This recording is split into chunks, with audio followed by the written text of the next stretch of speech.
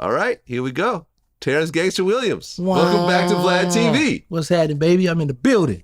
I mean, it's only right because Vlad TV is where you got your start on the internet. That's a fact. Yep. Big facts. Your first interview ever. Yes. Which set off your whole internet career now. Yeah. You know, congratulations. Your YouTube channel is like, how many followers now? I'm at 128,000 account. That's right. 2 years. That's hard to do. That's right. 128,000 followers. You got an Instagram with like 50-something thousand followers. Oh, you been watching me, huh? I've been watching, man. Okay. Congrats. Not everyone can pull that off. That's a fact. You know, it takes like a grind every single day. Yes. You know what I'm saying? So congrats on that. You turned into a real business. I appreciate that. All right. Well, look, usually I ease into the tough questions, but you're someone that actually addresses everything flat out. Yeah. So we're just going to start with it. Well, let's get it. Now, after we did our last interview, a lot of people hit me. A lot of people hit me with various accusations. Mm-hmm. And what I feel is the most serious accusation is what happened in MDC, Brooklyn. Mm-hmm. You know what I'm talking about already, right? Right. So I pulled up some paperwork. There was some paperwork that was floating around, and I pulled up some of the actual government paperwork and so forth, so we're going to stick with the facts on it. Right. But what the accusation is, I'm not saying this is true, but what people are accusing you of was that you were locked up in the federal facility in Brooklyn with two guys, Timothy Pinkney, and there's another guy named Sean Taylor. And the paperwork claims that these guys were hanging out with you while you were wearing a wire. You're a confidential informant, and you had conversations with them, and Pinkney said that he admitted to a few murders. That's what they say, that during these conversations, this guy admitted to some murders, and then you turn around and took that to the feds. This guy got life in prison. The other guy also, I believe, got a serious sentence, and that's how you got out of prison. I saw that. People been sending me that. That's not true. The paperwork, I read it. My name never showed up in here. Then what they was doing, they was taking stuff from my actual case, what I did cooperate with, adding with that paperwork. And they like, okay, yeah, he did tell. See, because when you travel, you're gonna go to different holding facilities. But man, I never wore a wire on nobody in prison. No, I'll do a wire on my co-defendant. Okay. Well, let's talk about this situation. Number one, do you know who these guys are? Now I do. Well, not now, but early, because I know a few other people was pushing that. Hassan Campbell was the first one to push it. Okay, I'm saying during this time, do you know who these guys? Did you know who these guys were? No. You didn't have any sort of communication with them? No. Only time I had been to New York was in 1996. Okay. Because I looked up the case. If you go to govinfo.gov, right, I found the actual paperwork. And these guys, Sean Taylor and Timothy Pinkney, actually are charged by the feds for murders, drug selling, everything else like that. And when you go through the paperwork, there is mention of a confidential informant. But as you just said, you're actually right. Your name does not show up. Now, people could try, oh, that's because it's confidential, whatever, but your name shows up nowhere in the real paperwork. See, this is the thing, Vlad. When I learned about the internet love lies. I already got the title for being a rat or a snitch. So I don't have a problem with the narrative that they pushing, because I have developed bulletproof emotions since I've been on this internet. My thing is, a lot of people be lying. They trying to, it's like, okay, we had this on them, so that didn't work, so let's go with this. They don't have nobody to come forward to say, yes, this man put me in jail. So they come with, okay, we're gonna go with this one. Okay, fine. Y'all wanna go with that? That's fine. I don't have a problem with that. Because at the end of the day, Boosie say take the gangsta off my name, so I'm Terrance Williams now. So I welcome all the trolls. If somebody come at me with that, Vlad, if they have a big channel, then yeah, I'll entertain it. But if it's a little channel, I'm not going to entertain it, because that's how I blew up. But I've never done that. That's not correct. And also, there are two of us that have the same name, but it's two different date of births. And the date of birth they have, I just recently changed my date of birth right before I got out the Fed. That's why I was like, oh yeah, they capping, because throughout my whole bid, all my paperwork is 1976. Throughout all my paperwork. Well, there's the IG channel called Infominds. And they're one of the ones that posted this. Now, there's a separate piece of paperwork that they posted in this IG post. So like I said, the actual Fed paperwork for those two guys don't have your name in it. But there's another piece of paperwork here that does have your name on it. It's dated 8/30/2013. We'll go ahead and show it. And it said, Terrance Williams, a.k.a. Gangster, was interviewed at the United States Courthouse, Brooklyn, New York. Present at this interview were Special Agent S.A. Thomas J. McNally and Detective Jeffrey Valenzano, New York City Police Department. Williams provided the following information. Williams said that he, Williams, heard from a Muslim brother who was in transit through MDC that Angelo Ruggiero was going to make trouble for Williams if he, Williams, takes the stand. Williams also stated that he was in conversation with a prisoner, McCullum, not further identified, who stated to Williams that S. is my main man. Williams believed that McCullum may be jailed on an insurance fraud charge. Do you know what this is? Have you seen this paperwork before? Yeah, I saw. That's the first one. That's what I was trying to tell you. That's the first one they come out with. So it was like, okay, we're gonna put this with this. Now the Angelo Ruggiero guy, when I Googled him, he was dead. But then I found out he have a son. So the son was in Jessup with me. But when I read that, I was like, okay, so what does this have to do with these murders? Because this is an Italian guy. He don't have nothing to do with this, you know? But like I say, man, I never had nothing to do with that stuff. I never wore wire on to do it in prison. There's nobody to come forward and say, yes, this man put me in prison. But like I say, in the way this internet going, it don't tell you what they'll do, because I know they've been trying to get all kind of people. But here's the thing, Vlad. No matter who come forward, no matter what paperwork they keep trying to put together, you just said now the original paperwork don't have my name nowhere in it. No, I looked it up. So the original paperwork I found by doing some Google the legal search. Paperwork. Yeah, I mean, it's if you go to you're gonna show. I did the same research. govinfo.gov. It's a whole PDF file off the government website. And like I said, these two guys really are charged with murders and drug selling and everything else like that. And there was a confidential informant that supposedly cooperated about the murders, but your name is not on here. But now, let me just say this, Vlad. Hopefully you can find my name on there, because that'll give me more content. Because here's the thing, Vlad, real talk. When people slander my name, talk about me, that helps me. See, I'm not a rapper. I don't have an album coming out, so they can't hurt me, right? I didn't get on this internet coming home saying, yeah, I'm the gangster from back in the day, I'm a big bad stepper. No, I came out having my fun. I had to run in with Boosie. After I did the interview with you, that helped me. So my career now is based on helping the at-risk youth, helping the children. But I know how lies, I know how much the internet love lies, I know how people could mix stuff and put stuff together. I know all the fake paperwork they put out there, but it don't hurt me, because I'm not in the streets. I'm not going to nobody's hood saying, hey man, can I get a kilo of coke? Can I get some marijuana? I'm not nobody's hood, so they don't have to worry about me, man. I denounced the streets of Vlad, but like, once again, I did not do that to them guys. I did give up homicide, I did cooperate with the government, but it wasn't against them people there. Right. And like I said, the paperwork doesn't have your name on it. And I'm not quite sure how InfoMinds is taking one unrelated piece of paper, putting with another, putting it with another piece of paper, and somehow building a bridge between these two. I just don't see it. Well, here's the thing, Vlad. Your name hold weight in this social media realm, you know. Vlad TV, everybody love Vlad TV. Let's get that straight. So when you speak, people gonna lock in and listen, right? Go back, look at the paperwork again. I need my name in there, because the minute you find that, yeah, he is rat, he hot, they're coming back to my channel, because my channel, my numbers be fluctuating, Vlad. So I don't care, I'm not tripping.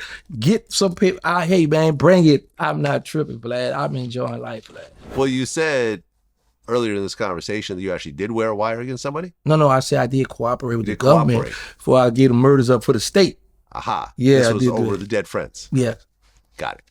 And you could get that with the state. You never actually wore a wire? No, man, no. Did they ever try to get you to wear a wire? No, because when I first got locked up, I was the head of the case. All my co-defendants pled guilty. But you can look that up. It's everything I'm telling you, Vlad, me telling on the dead body, BG and Hot dissed me for that. They was in a call with the paperwork. All you got to do is go on the state and you will see what I cooperated with the state, with the homicides.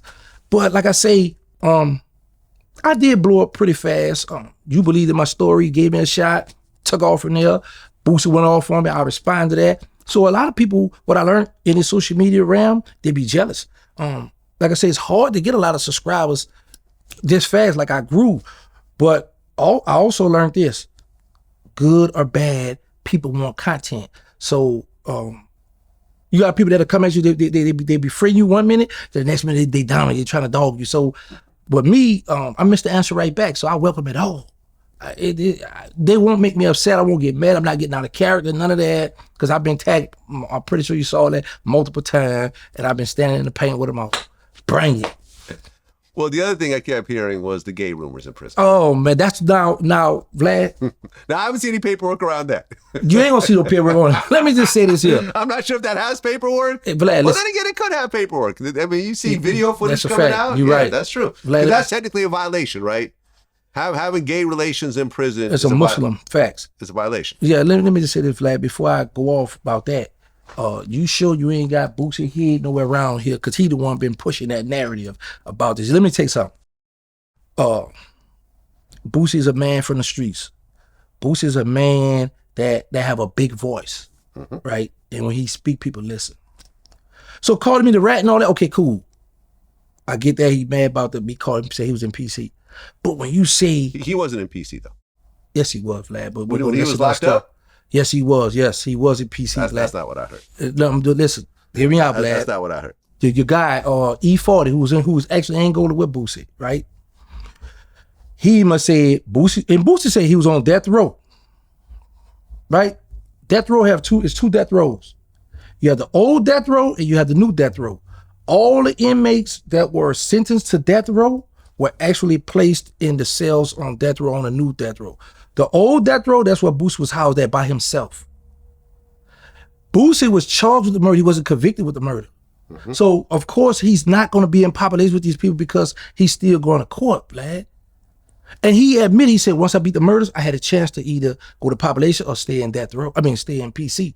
He said it on your channel. Because I took it and ran with it, and that's what made him mad, even mad when he cussed me out, right? But my thing was this: that's not a bad thing to go on PC. It wasn't. He didn't go on PC for checking in because he's scared to go to population. He was placed on that tier because he couldn't go with the rest of these guys because he had that murder. He was fighting. Wait, you said E40? E40 wasn't locked. No, not E4. Remember the dude E Solid. Okay, it's a little short. E40's not been in prison ever. Yeah, because I said that before on my channel. It's a little short guy named E Solid from New Orleans that was actually locked up with Boosie. He knew about all that. Man, there's plenty of people I know from Angola that was locked up with Boosie that'll tell you the same. I'm gonna tell you, Vlad. Think about this, Vlad. When you go to trial, you know how to look the paperwork up. When you go to trial, you're gonna get sentenced. You're gonna either get sentenced to life. You're gonna get sentenced to numbers, life, or death row. Boosie was never sentenced to death row. You never saw that paperwork, right or wrong. No, he was never sentenced. Okay, then so to death. No. That's what I'm saying. So for when he said I was on death row, you wasn't actually sentenced to death row. You came from Wade because you got in trouble. They put you there on that tier. Now eventually he did come off there because he was in probably with C murder and all that. Right. That's all I was saying. So Boosie got upset. And went off on me and say about me. Like I say.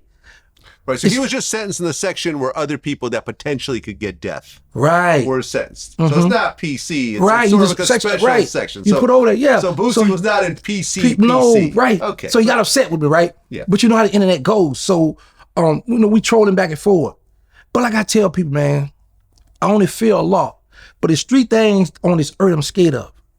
That's crack, AIDS, and penis. A man is not gonna put his penis in me or around me. This is real talk, but I would murder a man.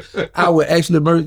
And I was like, he won't play like that. You know what I'm saying? Because dudes know, when you put that homosexual jacket on a person, especially you say he taking the penis or sucking the penis, come on, man. You going too far with that. And the thing about it is this. This how I always tell people this, Vlad. Do not allow your emotions to overpower your intelligence. Because Boosie's a guy that been incarcerated. So now when you say you going over what somebody else told you, gangsters was in jail, mess with homosexuals, hitting homosexuals or getting hit. You wasn't there, Boosie. You don't have no proof on that. I don't have a right up for indulging in homosexual activity, but you take it down and run with it. So now you got a guy that's from the streets, that stand on principles, which you're supposed to stand on, but yet you going over with these rumors you hearing for people who don't like me, and you took it and ran with it. But I'm like, okay, fine. Because actually I was happy when he tweeted on Twitter, this boy got 1 million followers. I was driving in my car and I got the text, and it was like, Boosie just went off on you on Twitter. I said, what? I had to pull over. I said, boy, good look. See, he don't realize, Vlad, there's nothing Boosie could do to hurt me. One thing, That's harm my mother or my children. That's the only thing. That's my weakness. For this internet, I'm an internet stepper. All that's fair game. Bring it. You know what I'm saying? I don't hate Boosie. I am very grateful and happy that he did entertain me. This is a celebrity here. This is somebody who got a big name. Well, since our last interview, BG got out. Mm-hmm. He did 12 years on a 14-year sentence. Uh-huh. And you guys are talking these days. Now, you talked about how you guys were really close back in the day. Yeah. And you talked about how you guys got into some real serious situations. Mm-hmm. Can you talk about some of those? Yes. Mm-hmm. So what happened? There was a time, BG and I used to actually like hang together, like run together, like real close. It would be times where he got to be at the studio, baby them have not the studio, the radio station. But he'll be across the river with me. I'm doing a drug transaction. He holding me down with the gun where he's supposed to be at the studio doing a radio station, doing an interview. Okay, so let me just stop you right there. Mm-hmm. Why on earth would he do that? But he from the streets. Right, but I'm saying he now... This before they blew up. Oh, this is before they blew up. Yeah, so this is like the local BG still. This is before the Cash Money Universal this deal. when it was bling bling. I was afraid for that. Got it. Oh, okay. Yeah, well, my bad. Go ahead. Yeah. Sorry. I just wanted to make that. No. This would draw that line there. Go ahead. Yeah. This when BG was coming up in the hood. Right. Married to the hood. Was living in the hood, hanging in the hood. Mm-hmm. But it's like when he was in that rap stuff, he was told Cash Money. He had it on lock. But his heart was still in the streets. And me being young, I look back on, it's not like I was one of the ones to be like, man, you got a promising career, man. Go ahead on and go to the radio station and go hang out with Baby and the man, chill out. No, boy, come on, you just hold me down, watch my back. I know you're going to bust your gun if need be. So that was, like I said, that was in the beginning of it. That wasn't when they signed that deal, because I was already in the favor when they signed the deal. So I don't know that BG, the industry BG. I know in the streets BG. Okay. Mm-hmm. So what was the most serious situation that you guys actually got into, though? I had stole some kilos from my homie Killer Stone. He's deceased, and I know I couldn't sell them on my side of the river, so I tried to be slick. I hit one of my homeboys and try to get them sold on the West Bank, what we call across the river. And I asked BG, I said, "What you doing?" He said, "Man, I'm getting ready to go to the radio station with Baby, and we got a little something. We got to talk, an interview, whatever." I was like, man, I need to come hold it down, because I didn't want, at the time, I didn't want to hide in my business. I didn't want Blabber to know what I was going to do, because whenever you bring one of your close people with you, you got to break them off. You got to get them half. So, he's like, I got you. So I gave him the Mac 11, had my 2 9s on me.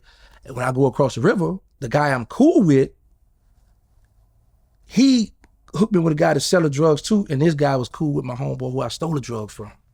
So he already didn't put the word in, yeah, I got gangster coming here selling me something. Because my homeboy Killer Stone, he was plugged all around the city.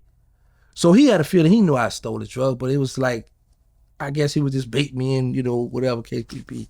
But when I went over there, I go in the house to make the deal, and BG outside waiting on me. He watching, and I heard shots going off. The Mac 11 going, I come out, BG getting off, because them the dudes was trying to creep me, because the guy already done sent word to my homeboy that, hey, he got your dope over here. He trying to sell. But we got some interest. This is what I'm learning about the internet. Certain things you can talk about, certain things you can't. BG have witnessed a lot of stuff. He have been around a lot of stuff. I troll him a lot too on the internet too, but he been certified in the streets too, Vlad. But I trolled him a lot. But that day, he saved your life. Yeah. That's why I'm gonna wait for you to ask this question before I bring it up. I don't want to bring it up and you ain't gonna ask this question. Well, go ahead. Well, you say go ahead. I'm gonna wait for you to bring it. You seen that me and him was clashing when he first come home? A little bit. No, you wasn't. You just trying to be real. No. I remember hearing that he had a problem with the whole cooperation thing and everything else like that. I heard that. I'm not just making that up yet. Yeah, so he was already calling me a rat. So I was like, he only know the gangster from the streets. He don't know the internet gangster. He don't know what I have built. So he didn't know I had a voice. So now he's, he on what he on. He's supposed to stand on, And I was like, all right, you want to play? I was like, you know what? I'm going to show you that I control the narrative. I'm going to show you that I'm going to wait on and put smut on your name. And in the midst of me doing that, man, I felt bad because I know I was dead wrong. Always been a stand-up dude, young, been through a lot. But it was just like one of those, back to I said, the internet love lies. So in the midst of me, I'm like, man, I'm wrong for doing that. I took the videos down and everything. Well, so you made up some stuff about it? No, it was some stuff, but I just embellished twisted it how I wanted, yeah. Okay. Somewhat recently, the story came out. Mm-hmm. I believe 1090 Jake was the one that broke it. Mm-hmm. And when BG got arrested for a gun charge, there was a fall guy. A guy stepped up and said, "That's my gun." Then some more news came out that BG basically made a grand jury statement that basically mimicked the same thing that the guy said in his own statement. And from what I understand, everyone understood, okay, this guy's taking the fall for the gun, whatever, right? It's all understood. But the guy maybe felt some type of way that BG basically, retold the same story. So it's a very gray area type of thing. Like I said, for me, I don't give a shit about none of this. Mm-hmm. But you know what I'm talking about? Yeah. How do you explain it from your point of view? I'm the one that pushed that. 1090 Jake didn't push that at first. I was the first one. Oh, that was you. Okay, yeah. My bad. But everybody knows 1090 Jake word is the law. Right. Whack 100, I think, was pushing that too. Right. Whack 100 jumped out there. Whack don't like me, so I don't never want to go on Whack side. Period. I don't care if right or wrong. I got in contact with the guy, and when a person in prison, they don't have nothing. And when you plant one little seed, man, you know what I was thinking that?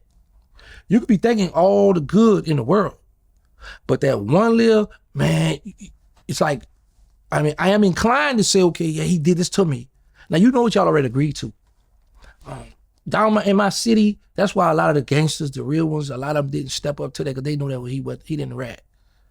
Because once you got a fall partner, somebody that's going to take the trust, somebody and say, okay, I got this, we already agreed. It's not like the police put up and just will say, man, it's his.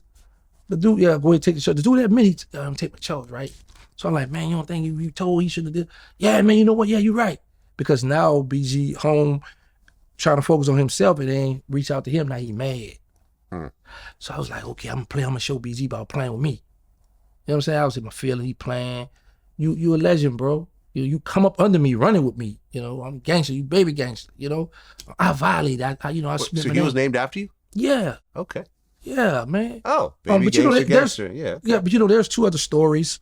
I don't trip off because I could be, I'm old and I could be wrong. Birdman said he named him. Lil Wayne said it was the BGs they got from that. So we all got stories, right? Right. There was a group called the BGs, which was BG and Lil Wayne, right? Yeah. Right. So, like I say, at the end of the day, BG is BG, and like I say, we was going at it.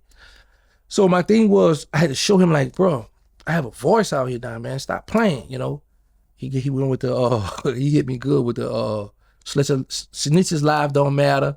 Or he got the coffee with the rat in the coffee. Yeah, right. You got the chain. Right. Yeah. I said, ooh, yeah, I like that, But like I say, you think that was a shot at you? Yeah, I know it was. He got a whole chain to take a shot at you. Let me tell you something. It's either me or Whack 100 because he don't like Whack 100 either. But here's the thing. BG says since when snitches live, since when rats have a word or have an opinion out here. At this time I was pushing, I was trying to go push on him where he can get some backlash, right? But real talk, his youngest daughter, Mother Keywan from New Orleans, she live out here in Cali too. She was like, "Now, gangster, you wrong, that brother." I was like, and I thought about it. I said, yeah, you right.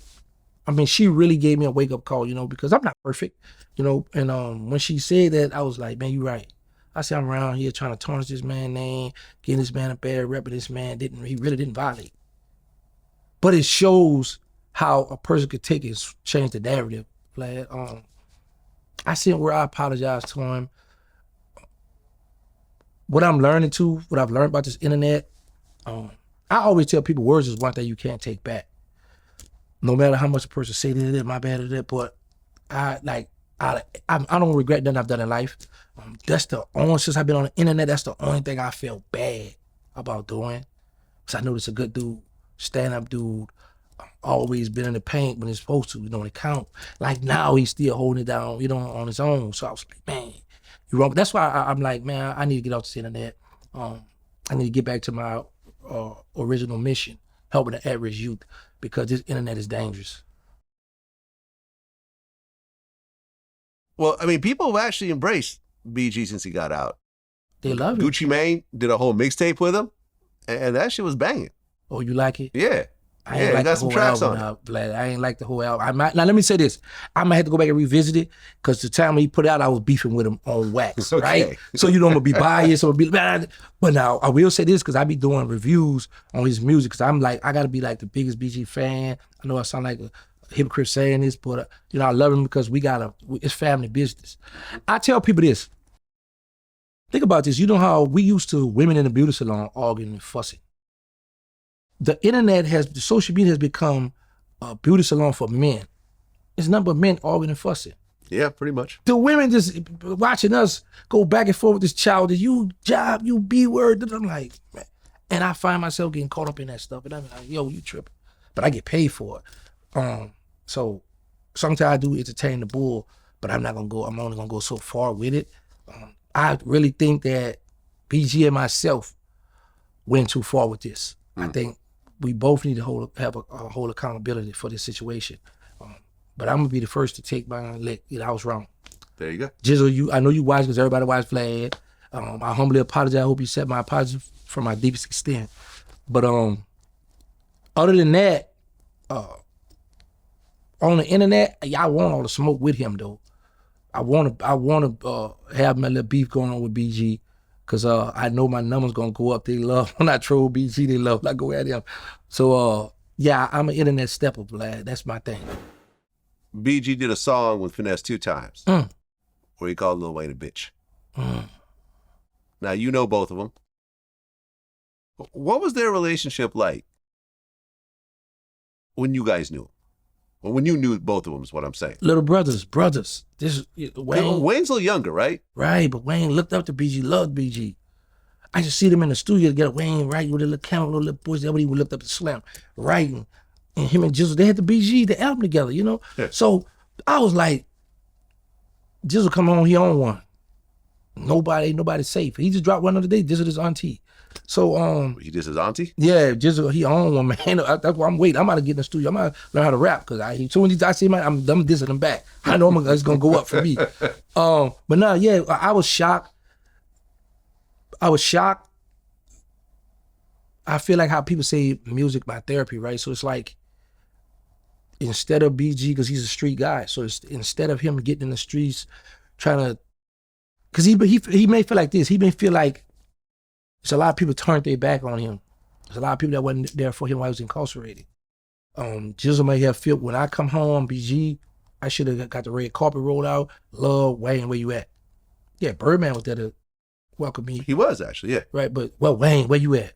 You know what I'm saying? Come on, Weezy, Weezy was like, he like one of the biggest rappers, and still got a name. He still, his name still mentioned amongst these youngsters now. So Jizzle like, bro, what's up? So I guess, Wayne didn't embrace him like he wanted to, and he gave Wayne a piece of his mind. But they talked since then. Like I say, I don't, and include myself first, because my ears are the closest. I don't like the stuff that we doing. For us with family and people that we say that's my brother, somebody I love, we hashing out our difference to the world. That ain't cool. That really ain't cool. But like I say, I get paid for it, so it's entertaining for me. I have bulletproof emotions, Vlad. I've learned that on this internet, but I don't like the route Jizzle was taking. I don't like him dissing Cash Money. Nothing like that. But he his own man. He gonna voice his opinion. Like I say, he got at his rappers, his old rappers. He just got his auntie. Ain't nobody safe with BG, man. The song that he dissed Lil Wayne on was a song with Finesse 2 times. And, like you said, BG got a chain with a rat in a casket. But Finesse 2 times has his own accusations. Now, you commented on this. 1090 Jake was the one that released it. Right. I remember where Finesse rubbed me wrong was he made like an Instagram post and said, y'all need to stop killing these rappers, start killing these bloggers. And I'm like, oh, okay, fuck that shit. Okay, now this is hitting close to home with me. So if you want to silence the bloggers are going to turn up. Well, can I say I'm a blogger too, Vlad? Yeah, you're definitely a blogger. Well, good. You got a YouTube channel where you comment. You know, I know some of my videos have been content for your commentary. Of course, that's cool. I live on Vlad TV. Finesse, had I heard him say that, I would have checked him too, because I was the one that defended him, because I felt like if a person told me it was a juvenile, they should be held accountable as an adult. So I made a video about that, defending him. You know, I'm like, okay. Now, I had a juvenile charge. Me and my co-defendant, he's in Angola now. He's not there for that, so y'all don't go to trial. Oh, we got him now. We had armed robbery, assault. We beat a guy, 2 guys, whatever. Got juvenile life. So I didn't cooperate. We was young, you know. So I had young Jesus say, since I was a juvenile, I stuck to the G code, right? So I get that. But in this day and time, the entertainment business has allowed the street guys to come in. So now they're changing the rules. So now the thing that I look at is with Finesse, a lot of his raps, he talk about rats, hot, people who told us, and I'm like, bro, hello? Like, you know, you got this stigma on you, but this paperwork on you. So fall back from that. I'm a Finesse 2-time fan. I love Finesse 2-time music. But when you go to talk about this one a rat and he ratted, bro, they got paper where they talking about you too. So you look, come on, man, the pot calling kettle black. Mm-hmm. Fall back from there. You got a lot of material you could rap and stun about. I support Finesse. But when you wrong, you wrong. And that's when I don't have his number. I wish I could get in this DM.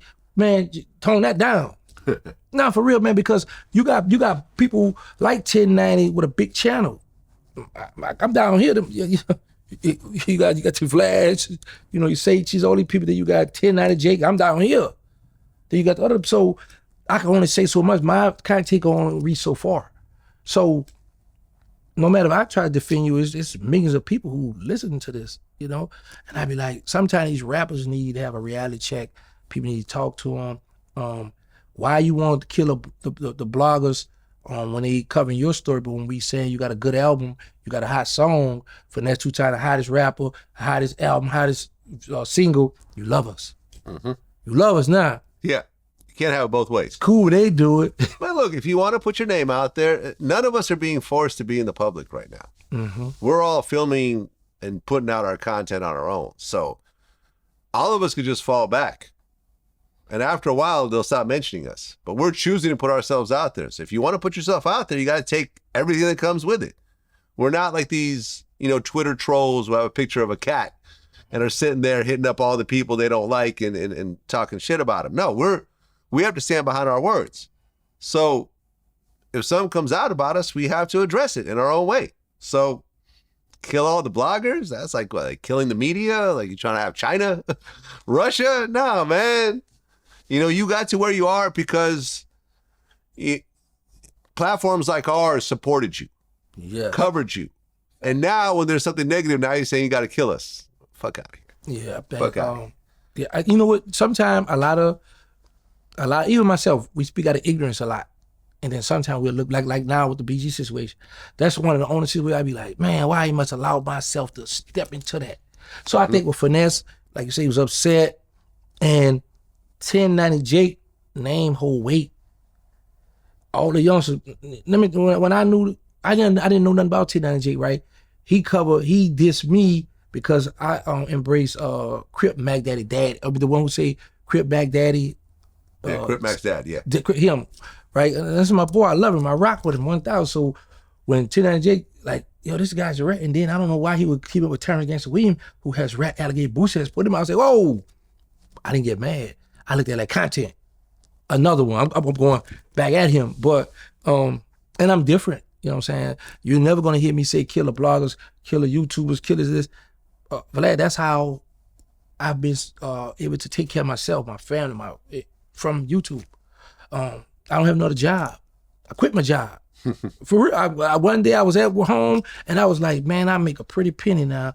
I'm not going to work. I quit. Good for you. Congrats. So I love YouTube. That's the whole point of this stuff, man. As much as I complain, I'm like, man, I could be going to work and punching the clock right now. Yes. What am I complaining about? Man, Vlad. You know what I love about YouTube? They show you your money. They gonna show you. They tell you, all right, what They're not gonna play with your money. Yeah, it's all right there. It's right here, and it's showing you how much you make it, so it's gonna make it go hard and go hard, right? But Finesse was dead wrong for that. I didn't catch that because I would have been on his top like a Keefy because I am part of this. Like I said, I covered him. I even much defended him when it was coming for him because I feel juvie should be over here, adults should be over here, and it's just entertainment. But when you want to kill all of us, come on, Finesse. Well, I mean, when BG came out, the first thing they were talking about was the Hot Boy reunion. Yeah. And I don't know. I'm not sure if this is actually going to happen. Why? I just feel like it's not like everyone's on the same page. Well, BG comes out, he's with Birdman, and then he says something about Birdman, and he says something about Lil Wayne, and then Birdman said that Turk ain't gonna be part of it, and you know what I'm saying? Like, it's hard to really fathom how it's gonna smoothly come together, because if everyone's not on the same page, this is a serious project. A reunion, if you're missing a couple members, it's not gonna work.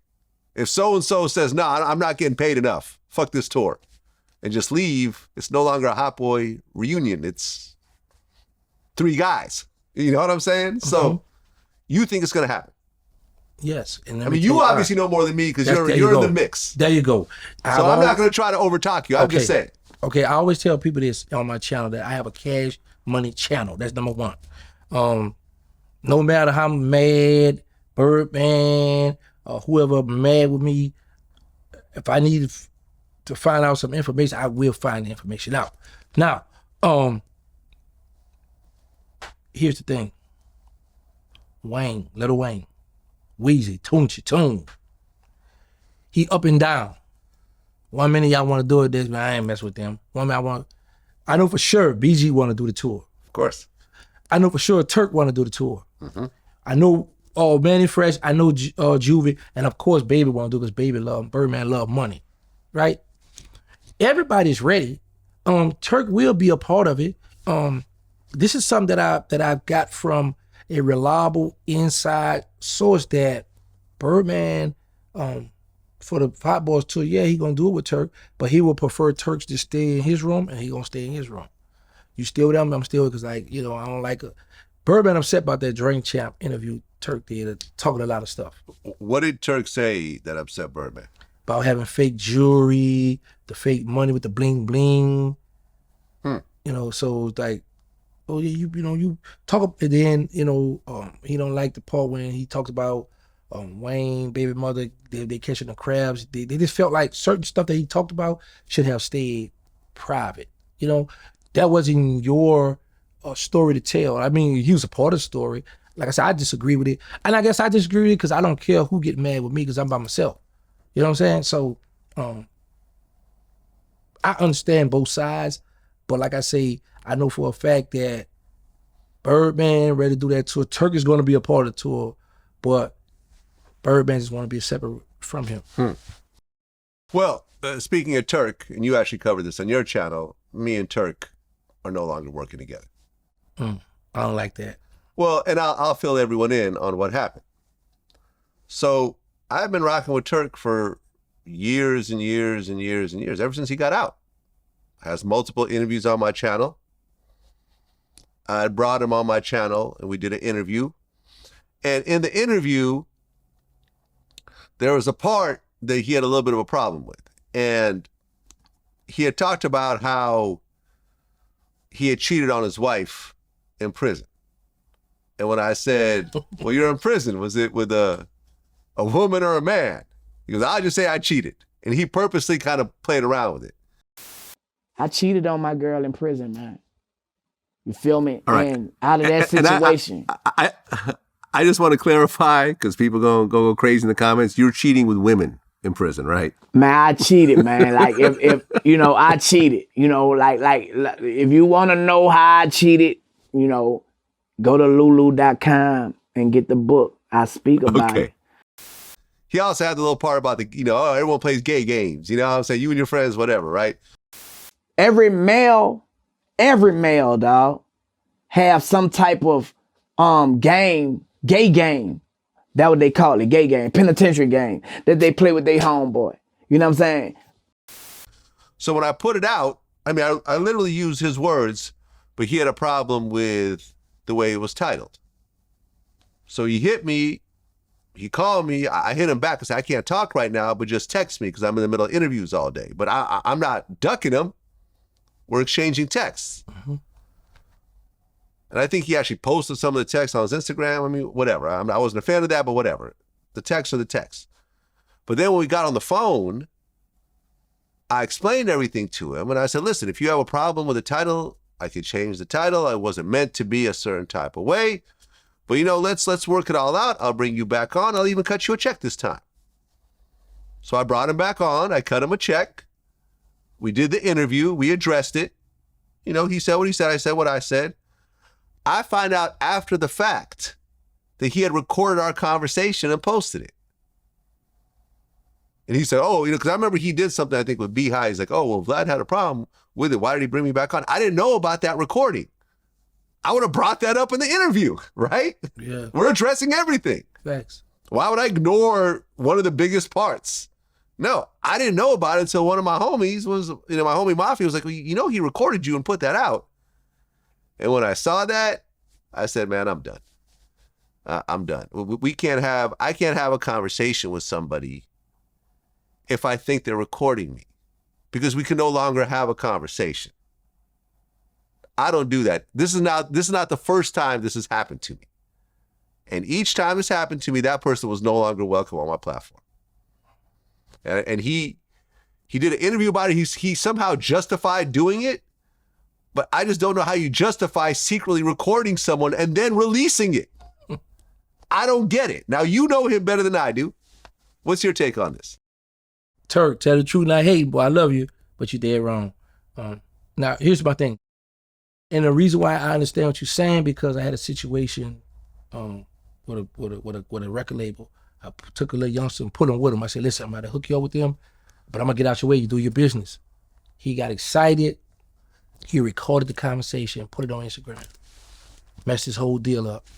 Because people look at it like, if I can't talk to you, I can't trust you, why would I have you around me? You know, I don't like it's a guy did it to me. Now, I would say this, when people record, because I have done it too, and I keep it for my receipts, but I'm not about to put it, look what he's, it's dangerous. I don't like it. If I find out a person record me, I feel I take your stance on that. Because I might be talking about something I might not want the world to hear, talk about you recording it, and then you putting it out. Yeah. This stuff, that's why I tell people, man, I be telling a lot of people in prison, the world has changed. Everybody on the phone. There's cameras everywhere. The phone, they got them out. They recording it. I'm like, yo. But yeah, Turk, you know what? And the thing about it, Turk may have looked at it like, I'm just showing whatever the case may be, right? Because I heard about that, and you know, I just quick to make my videos. I didn't like go deep and investigate y'all situation. But I have talked to, I don't have Turk's number personally, but I have talked with Turk through my guy, Onan. That's what you need on your channel, Onan TV. You know who he is? Nah. Oh, but he didn't want to be exposed. Oh, man, anyway, that's the Onan TV. He ain't that nice. But Turk, a lot of people respect him. So he put me and Turk on the phone with the three-way. And me and Turk talk like that. But yeah, because I be running by myself, you know. Like I said, I love Turk, shout out to Turk. But when you wrong, you know, I'm the type of person, I let my people know, but you did wrong. You know, that wasn't right, that wasn't cool. I mean, I just didn't understand it because it was a positive conversation. Now, if we had been like fuck you, we're calling each other all types of bitches and whatever else, and he's mad and he wants to, you know, put it out there. But it was a positive conversation that ended with, hey, let's do an interview. I'm gonna put some money in your pocket.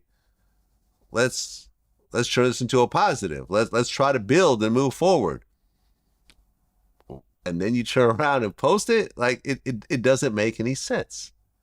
It doesn't make any sense. And I am so careful about this. Like, you know, for example, I do jail interviews sometimes over the phone. Like I interviewed R. Kelly over the phone and so forth. And before I do the interview, I'll press the record button on Google Voice and it'll say, this phone call is being recorded. And then I'll say at that point, okay, we're recording this phone call. You cool with that? They'll say yes. and then we run the interview. So if anyone ever says Vlad secretly recorded me, it's like, here we go. Here's a recording of them saying that they know they're being recorded. That's the only time I've ever recorded phone calls because I just can't interview them in person.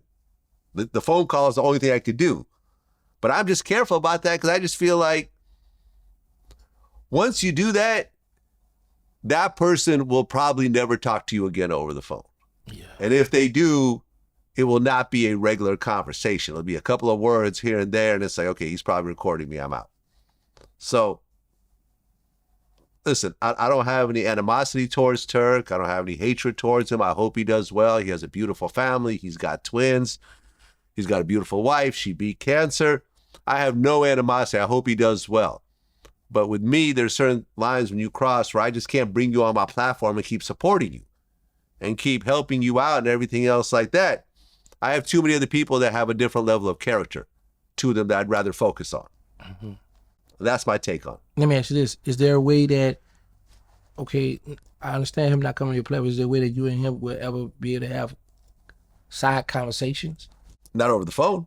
In person? Yeah, if we're in person, we could have a conversation. Like I said, I have no animosity towards him. Just because you're not on my platform doesn't mean that we have a beef. Notice during this whole conversation, I've never personally said anything bad about him. Right, yeah. So if you around you, y'all at the airport, y'all told you. Yeah. You ain't gonna be doing this. You're like, yeah, Turk, what's up? You ain't gonna pat him down? Yeah. Search for a wire? Yeah, try to make sure he ain't recorded. Yeah, man. I mean, I just think it's a lack of maturity. I just think that you get caught up in your emotions and you just want to chase whatever, because you see how this internet shit works. You'll get a bunch of attention that day, and by the next day, nobody cares. Yeah. But that relationship rift maintains. That still holds on. The internet forgot about you. Yeah, that's what. But you and that person, and all the time you spent building that relationship by doing good business and having, because me and him have had personal conversations, family conversations, and stuff like that. So it's like, man, like to throw all that away over a couple of likes, I just don't get it. I just feel like I said, it's a lack of maturity and a lack of thinking forward. And I'm not calling him immature. I'm just saying that at that moment, he probably didn't think it all the way through. That's my take on it. Yeah. Shout out to Turk, man. I love you, Turk, but you gotta get yourself together, little brother. There we go. Don't edit that out now, Vlad. Nah, of course not. Right. Of course not. Well, a lot of stuff has happened recently that you've commented on as well. I think in the hip-hop world, Yo Gotti's brother, Big Juke, got killed after leaving a funeral. And from what I understand, he was at a restaurant with his mother. And he was coming out. They was coming out the repass of the viewing of the body in the driveway. The parking lot, I thought it was. Huh. Okay. I may be wrong. No, I could be wrong too. Different stories. I heard his mother was there. She had to run out the car. Yeah. But I could be wrong too. But that's why it was my understanding that they was at there viewing the body, and when he walked out, his mother got in the van or the truck or something, and he was standing out, and the guys attacked him. Yeah, and then now he has to bury his brother. Yeah, and then he had this huge police presence there because they were thinking that it was going to keep going, and someone else was going to get shot, and it's a sad situation, man. And I don't know the ins and outs of this thing. I don't think I've ever even been to Memphis, but from the outside looking in, it clearly looks like there's a continuation of what happened with Young Dolph. Yeah. That's what I was telling you. Odan covers this perfect. From day one, he loved this Young Dolph case. He cracked that case. But this is the problem, Vlad. A lot of the celebrities, they have a voice. They do their music. But what people don't realize, when you have a beef, these are real street guys. It's just you have the voice. Mm-hmm. So people hear you. They don't hear me because, I'm in the hood or I'm down here. But I will still pull up and spray and do what I gotta do. So when you have those situations where they look at like, Big Juke, he did troll Young Dolph people, y'all. He laughed when the man was killed, or, telling them, I'm gonna pay y'all bill, I know y'all. So it's like when you get up there, man, you gotta keep in mind, you got the other people looking like, what y'all gonna do? Y'all ain't gonna. So now you testing these guys' manhood. Just because the world don't see them, but the homies, the people in the hood see them. So they're looking like, man, and all they take is one little person to go. You already got the little devil whispering. So all it takes is one step or one real dude to be like, man, what's that? Y'all ain't gonna pull up and handle y'all business? And the way they doing now, man, these little, I'm scared of them, Black. And I'm from the street. They is cut, yo, that's why I stay out the way, bro. I travel, I be out the way, man, because these little youngsters ain't playing. Have you ever witnessed a shooting at a funeral? No. So that wasn't happening in New Orleans back in the day? The only thing we came close to, when the original Hot Boy Sterling was killed, they kept saying, they said, gangsters, what's up? They just got a red car down on the corner. So I look, and that car was sitting there for a little while. So I go back in the funeral, come back out, I go back in the funeral. The police said, y'all step inside. It's a possibility it's about to be a drive-by. Drive-by, everybody went to running and knock this grandmother over, knock flowers over. Man, they went crazy in there, yo. I was like, what? So all I did was just leaned in the coffin, hugging my boy, my brothers and all them up their guns. And then the other original Hot Boy, Mosquito, runs out the funeral, run around because he want to get a part of this drive-by and run right into the police and go to jail for a gun. Yeah. Yeah, that's the only thing that came close to us, but shooting the funeral, we never done that. Shooting the funeral up and all that, because it's like, we had respect for the people, mothers and sisters and, the family. So whoever got out, man, he dead. So they go far and beyond and do this here, then they get mad when they go to jail. Or people turn their back on them, not there for them, Yeah, I never seen nobody get the funeral shut up. Well, you mentioned Hot Boy Sterling getting killed. Mm-hmm. You had talked about a situation where the guy that killed him actually approached you and admitted to the murder. Mm-hmm. Was that normal back in the day? People admitting to murders? Yes. I mean, it sounds crazy when you hear it because murders have no statute of limitations. You just gave that man a get out of jail free card by telling him who you killed. But see, here's the thing. Back then we all were young, and it was like, I'm the one that killed him, so it's like bragging rights in the hood. You gotta keep in mind, the feds wasn't involved. It wasn't the cooperation to tell on somebody. It was about who had the balls to kill him. Oh, you did that? All right, I'm gonna see about you now. It was one of those situations. But he followed me in a car. He didn't walk up to me and approach. Like, you see how this stuff made here? Like, if I'm getting ready to turn here, as I'm turning this corner, this bottle is my car. As I'm turning here, you know how you can look back and see who's about to turn the corner with you? Yeah. So he was in a red truck still facing that way. So my brothers and all, they had spotted him following me already around the block. So I'm like, y'all stay, because they got their guns. They want to shoot, but I'm like, y'all chill out. He lied about, talking about he had the AK, talking about, hey, I killed, so you got something to do with this? And I told him, yeah. He was like, all right, and pull off.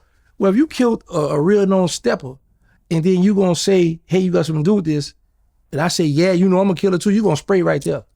So it's like a lot of stuff you could see, on the internet, they love lies. So I was like, all right, cool. But so he really wanted to squash the beef with me. But I was like, I didn't know who you were. Like, why are you telling me? I was like, oh, okay, this guy here ain't rap too tight, so we was supposed to meet at a restaurant to get together. I was gonna kill him then, but I had so much other stuff because I was like, okay, I'm gonna get to him, because he's just one person. Well, what did he want to talk to you about?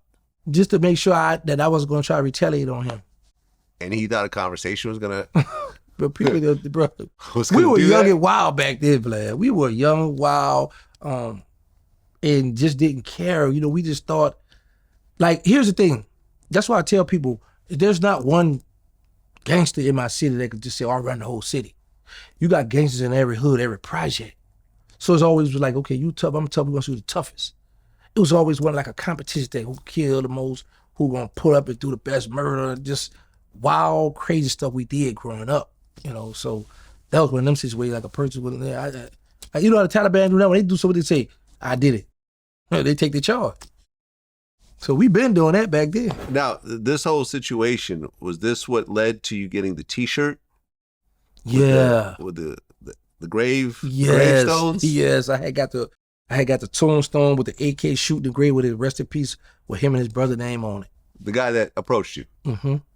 So you put this guy's name and his brother on a tombstone. Yeah. With an AK-47 shooting up they tombstones. Yeah. And let me tell you what's crazy. One of my homeboys, because we used to go to this place called Wellers to get the T-shirts made. So one of my homeboys, it was a concert, Cash Me had a concert this night. So one of my little homies at the press was like, yo, I want a shirt like that. I said, well, go to Willie, he got it made. So he gets the same shirt I have. The younger brother spots him. They leave, they go get the boys out the Memphis, they come back, they're like about 4 cars deep. So they come and say, yo, boys, the Memphis deal. So now my car's in the parking lot. I can't get to my gun or nothing. Got the police in that door. I was like, hey, can you escort me to my car? So the police escorted me to my car. They was facing this way, so I come out and shot that way, pumped my middle finger, and got away that night. But my homeboy, my project, wound up getting killed behind that. It was a female calling me, hey, can you come downtown, pick me up? He pulled up in the car, and somebody sprayed the car. And he was wearing the T-shirt? One of the ones who wore the T-shirt like I did. So there was 2 guys, you and someone else, that wore this T-shirt? Yeah, he followed behind me, because it was my idea. So I got the shirt. So when he saw that, he's like, oh, I want one too. So I was like, I got it from where? Well, it made it for me. He still should have a copy of what I had done. And he went and got it done, but the little brother saw him and like, what are you doing my name on his shirt? And he went, told the people, whatever. Now, I'm not saying that the little brother or them the ones who killed my homeboy. I just know he got killed downtown. But the little female, I talked to her, and there was a lot of, politics about that. Yeah, I mean, you hear of people putting RIP T-shirts on. Their friend dies, there's a picture, Right. rest in peace, some angels, whatever. But to actually put a living person's name on a T-shirt, on a gravestone, basically saying, I'm going to kill you when I see you. Facts. As a grown man, do you see how insane that was? Now, yeah. Yeah. I told we was young and wild, but like we just felt like, that's why like a lot of stuff they do it today, I don't be surprised. I am scared of these youngsters because they got switches. We ain't have all that stuff they got now. But yeah, I think back, that's why I am so happy and grateful that Allah chose me to still be alive, to tell my testimony, to help these children out. Because I did a lot. I ain't must have been shot up. Bullet come out the middle of my chest right here, So I just look back and be like, man, we did some wild, goofy stuff. Man, we was really young and ignorant, and I just sit back and watch this, and I reflect, think back the stuff we did, and I'm like, man. That's why a lot of stuff, I love the internet, because you can never see me in life. I could go at you, you go at me, all right, cool. Once I take my phone or cut my computer off, I'm gonna go with my regular life now. Mm-hmm. When I'm on this internet, well, let's do what we do. Let's go. Oh, all right, bye. I'm going here. So that's why I don't mind the troll. Right. Well, compared to what you're used to in real life, this is a whole lot of nothing. Cakewalk, man. The cakewalk. Right. Bring it. Well, what you did talk about was how, and this started in Chicago, but it spread to places like Jacksonville and Bronx and so forth, is how drill music started actually mentioning names and started the smoking of the dead homies, and the disrespect level went in a different space. This wasn't done until 10 years ago. Biggie and Pac, whoever else was beefing, Cash Money and No Limit, they were talking about their dead friends. They weren't talking about actually killing people and so forth on records and anything else like that. When you see it now, what do you think? I feel bad for them youngsters. They don't know what await them in prison. I just met a guy the other day.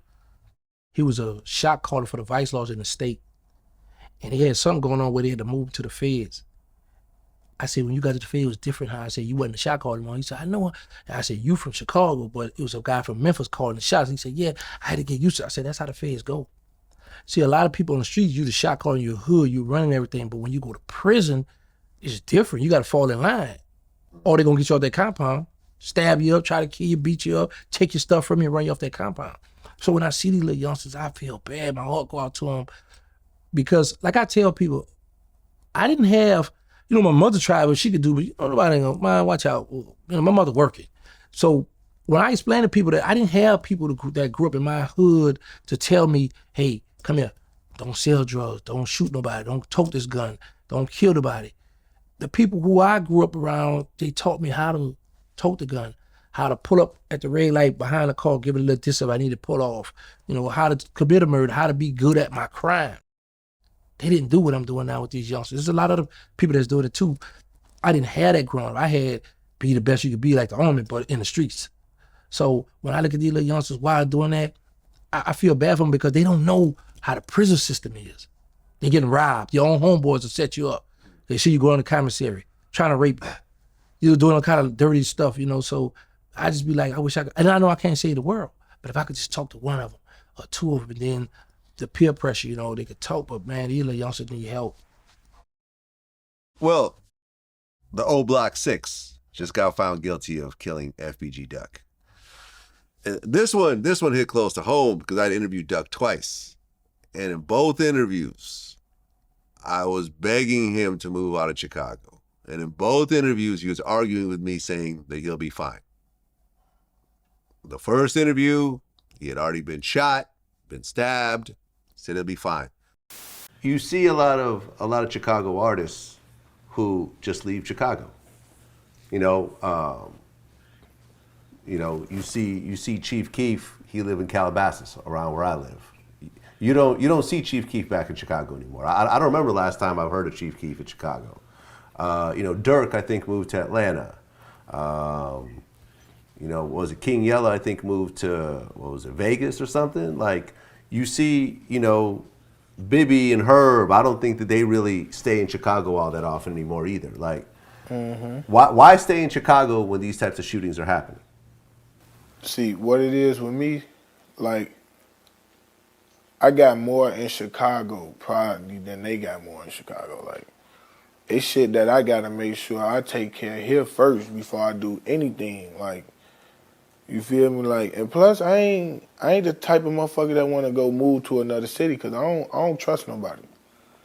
You feel me? I don't trust new people. I don't wanna hang around new people. I don't want no new friends because I don't trust nobody. Yeah, motherfucker could turn fake on you anywhere. You can die anywhere. You can get shot anywhere. You feel me? But it's just like in Chicago,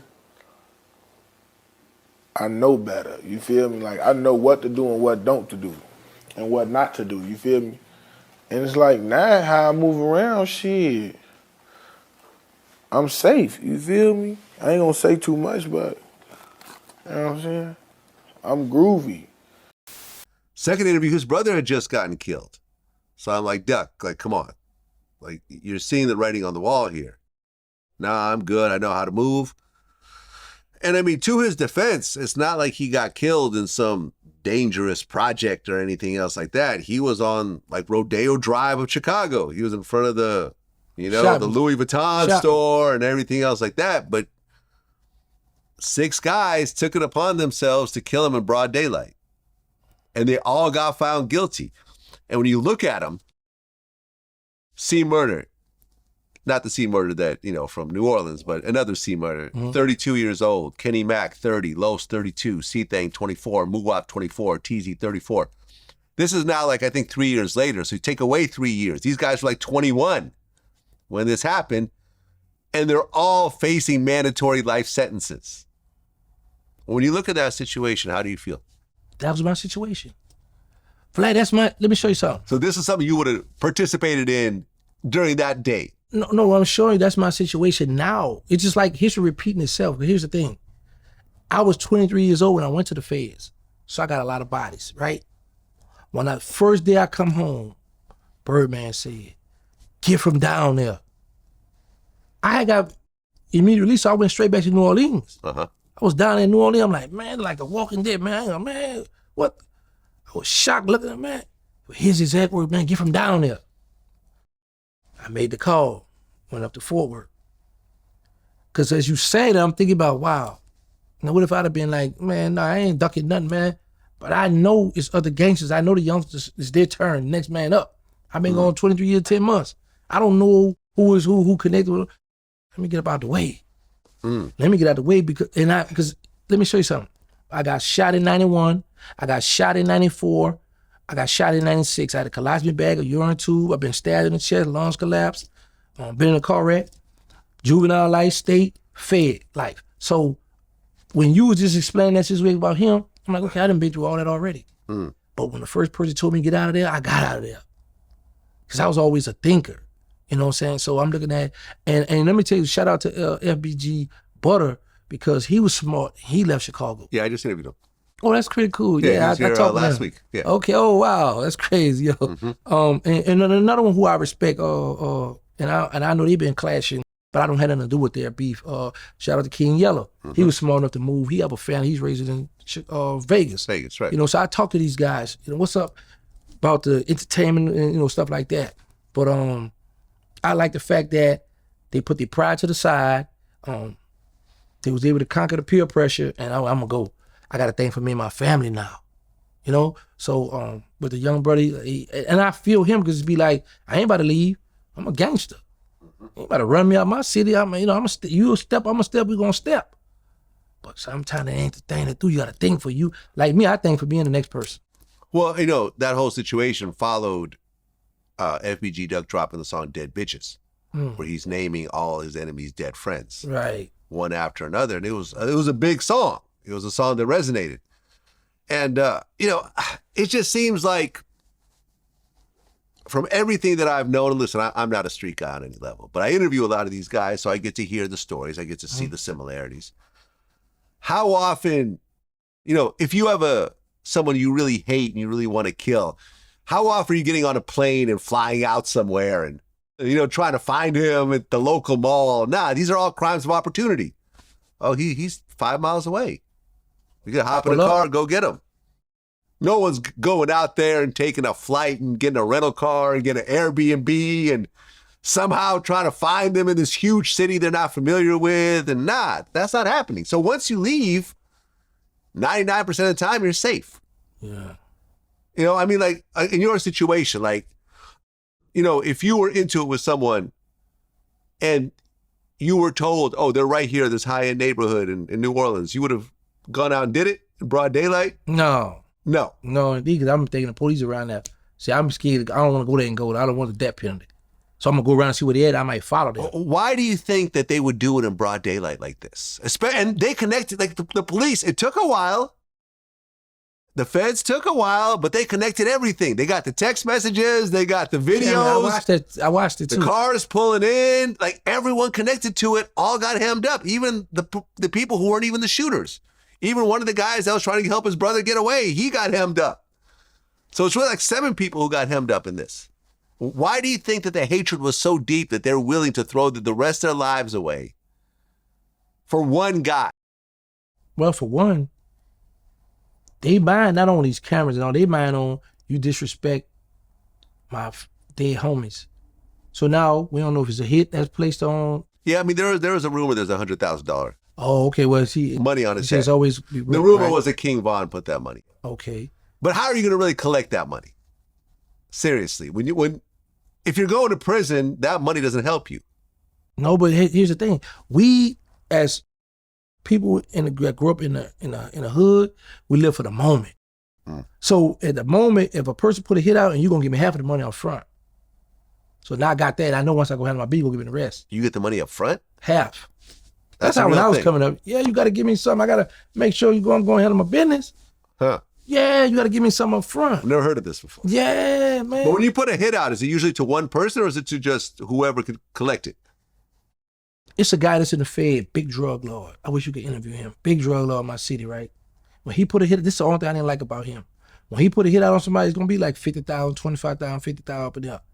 But you're gonna have people at the Calio, the Magnolia, the St. Bernard, everywhere where he had drugs at, killers he knew, he would let everybody know there's a hit out on this water bottle. So now if I, in my old head, Let's Do Place, he always taught me, he said, man, no matter what beef, if a person's mother's still living, he gonna go visit his mother.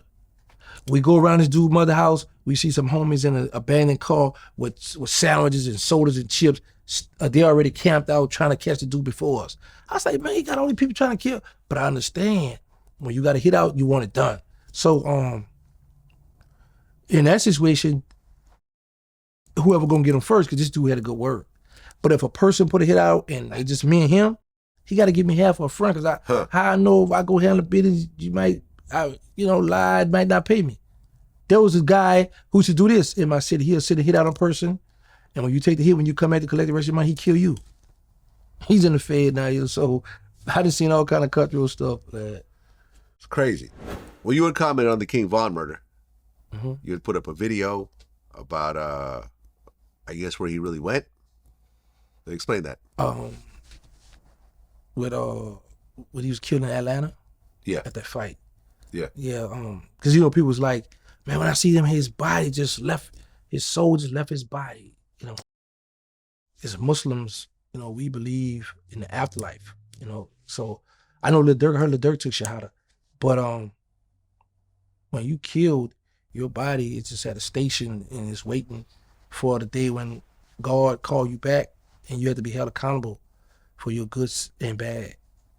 So that's why I always try to make sure that I do good to balance off a lot of the bad I've done. I know I have work to do. That's why I always try to make sure I pray 5 times a day. If I'm in the airport and wherever I'm going to pray. And it was just a sad situation. And I looked at King Von, I was like, man, that's how I was, young and wild. Wherever I see my enemy, we're going to fight. That, like I said, I got stabbed in a fair. So wherever I see my enemy at, I'm trying to see about you, And unfortunately, he ran up and got killed in a foreign. And that's what I love about Islam too, because we are taught you never know when you're going to die. Nobody knows where they're going to die at. Yeah. He died on somebody's turf, like a foreign land. You're from Chicago, you got killed in Atlanta. Yeah.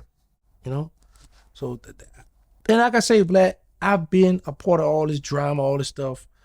I used to always tell people I thought drill music was a spinoff from BG for real. Because BG was already talking about spinning the bin with the gun and talking that killer gorilla, them boys at war, putting project names and stuff in his rhymes already. But now he ain't go as far as saying the name because we done got on. Man, don't be talking, what I'm saying? You putting it out there, you tripping. But these little youngs, they didn't brought it to another level. But BG been already rapping about that killer shoot 'em up, that music. I was like, that's like a spinoff. That drill music, like what BG's a rap about, boy. So, yeah, my heart just went out to Von, his family and all that. And even though he was a stepper, but I watched the good he did. Like he would, who in the jail? All right, tell him I'm gonna send some money. He sending money, he showing love to the people. So I'm like, yeah, I like that. Y'all are doing dirt, but you gotta show love, But I try to be careful talking about the Chicago beef because I'm cool with guys on both sides. I don't want to run about the wrong way. I'm an old man now, Vlad. But when I meet with these guys, talk about positive stuff. You could talk to the children or since I want to do an interview with you, whatever the case may be, because I haven't really studied their beef, because I got my own beef. Then I got a lot of internet beef. So I just speak on what I see out in the thing, but I'm never going to just talk bad about nobody. Well, I just interviewed FBG Butter, and he had a sister named K.I. You know what I'm talking about? Yes. So the story goes, K.I. and Butter had a really good friend named Tuka. Tuka got killed at a bus stop. I think he was only like 15 years old by Odie Perry, a.k.a. O Block. Right. And Tuka, that area became Tukaville. So the story goes, according to Butter, that Odie Perry killed Tuka and allegedly K.I. killed Odie Perry. And K.I. allegedly killed like 20 people until she finally got killed, and the rumor is that King Von killed her. Once again, we don't know. These are all rumors. These are all dead people we're talking about. So I'm not putting murders on anybody or whatever else. This is all people that are deceased. Have you ever heard of females killing multiple people like this? No, I haven't heard of multiple people. I have a homegirl, she's deceased now too. They used to do that. I don't think she got 20 bodies though. No, she don't have 20. How many do you think she had? 3. Still a lot. Yeah. I know for a fact, 2 of them, for a fact. I heard about another one, but 20, that's, whoa, a female. But they in Chicago, they young, they wilding, they all, I look at New Orleans, we just come up with the fellas. Our homegirls did what they did, but you didn't have that many females amongst the pack. You know, so in this day and time, you know, them youngsters, the female let them know, you know, a person, anybody can squeeze the trigger, you know, but when you get to doing it like it become an art, you know, like, yeah, I'm built for this, I'm with this, it's different. Like I said, I personally talked to FBG Butter, and I told him that I was happy that he did decide to move out of Chicago. I was like, man, I like that. And I had just asked King Yellow about him and FBG Butter beefing, because I just, yesterday I was with King Yellow, just yesterday. But that's a touchy situation, but I look back at mine, it's like I was before their time doing that same stuff that they're doing now. And it's crazy that I got a relationship with these guys, talk to these guys on the phone, you know, and I just be hoping that, and their beef is like it's still brewing, it's still going, you know, because you see the situation when the guy got killed in front of his children. And it was allegedly because of he made a song about that same bus stop situation. You talking about Tuka brother got killed there. I was like, what the world? And I'm like, man, I remember when I was in call, my old head, he put up on one enemy, but the dude with mother and children, he's like, man, today your lucky day. So he gave him a break, you know, and I'm like, man, these little just jump out the car and just add out the little babies right up. Man, he's heartless, man. Without naming any names,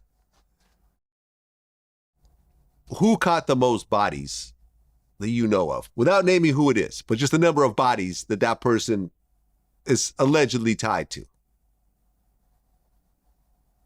That you know of personally. I don't put myself in it. She got immunity for murders. I don't want to put myself in it because people are like, you being biased, gangster, right? Yeah. I'm not going to put myself in it. I did get immunity for murders. I'm going to go with, it's two people I know. Black Emo, who I used to run with. I said you don't have to name names, but go ahead. Yeah, because he's deceased, but people know him. Black Emo, and it was another killer my president named Eric Maurice. And how many bodies are each of them allegedly tied to? I know Black Emo was 15. 15 bodies. Yeah, Black Emo, and that's from my time. What I knew about. He was out there before me. He's a little older than I am. Eric Maurice about 10 that I know of, because Eric Maurice is just somebody. Manuel Slim rapped about him when he dressed up like a clown and killed somebody in the project.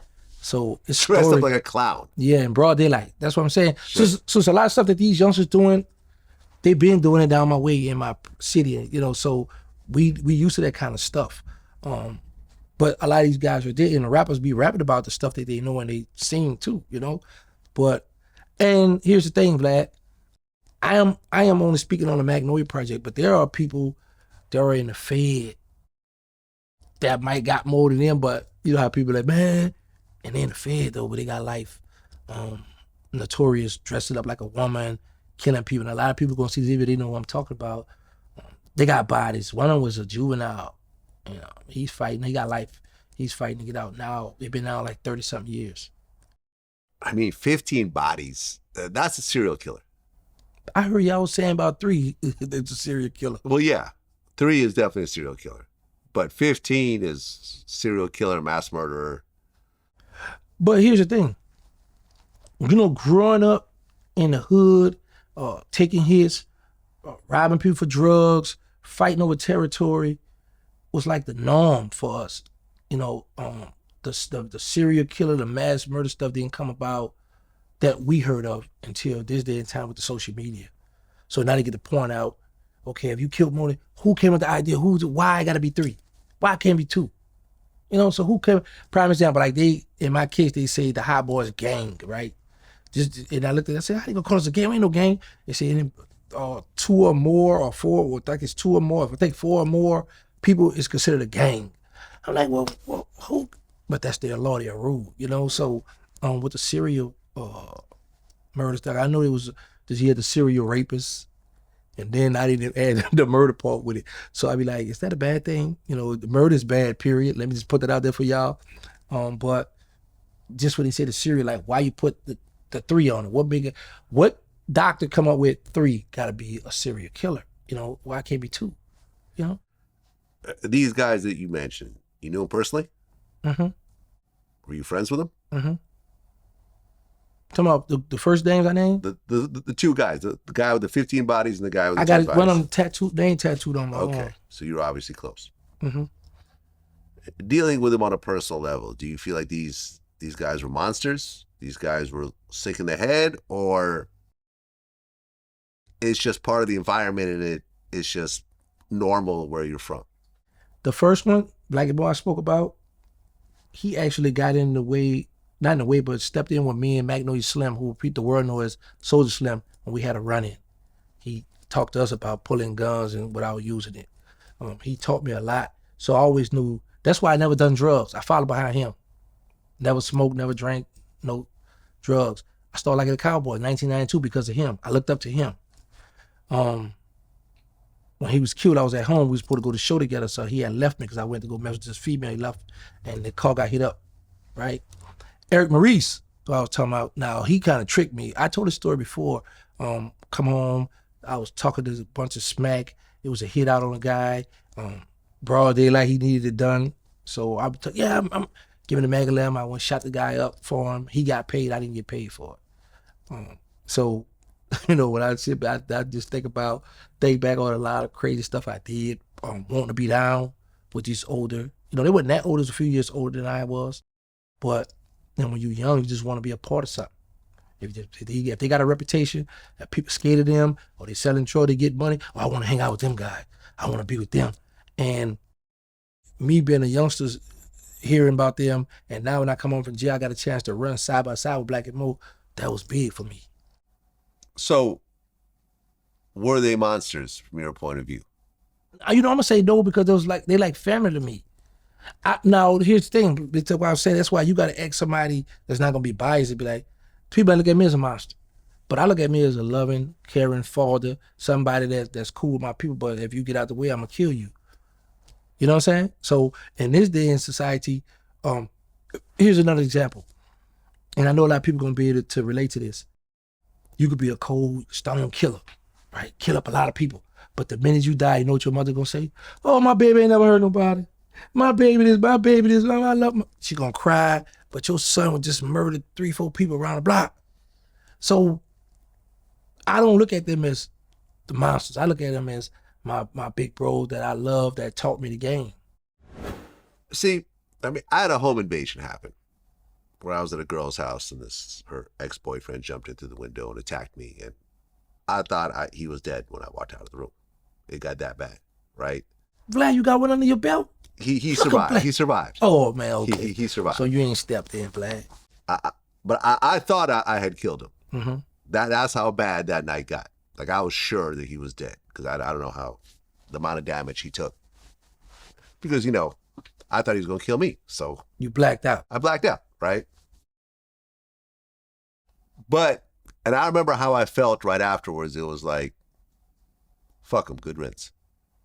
Because I felt like it was me or him. Right. So I felt, to this day, I don't feel any sort of, me and him got on the phone and talked. At one point, he apologized. And, what I'm saying? He understood his role in all this. Mm-hmm. And, I never took the stand against him. So he was able to get probation. And you kept it side. You stuck to the G code. Yeah, it was cool. We all walked away. Everyone understood their role and what happened and their faults. And, mm-hmm.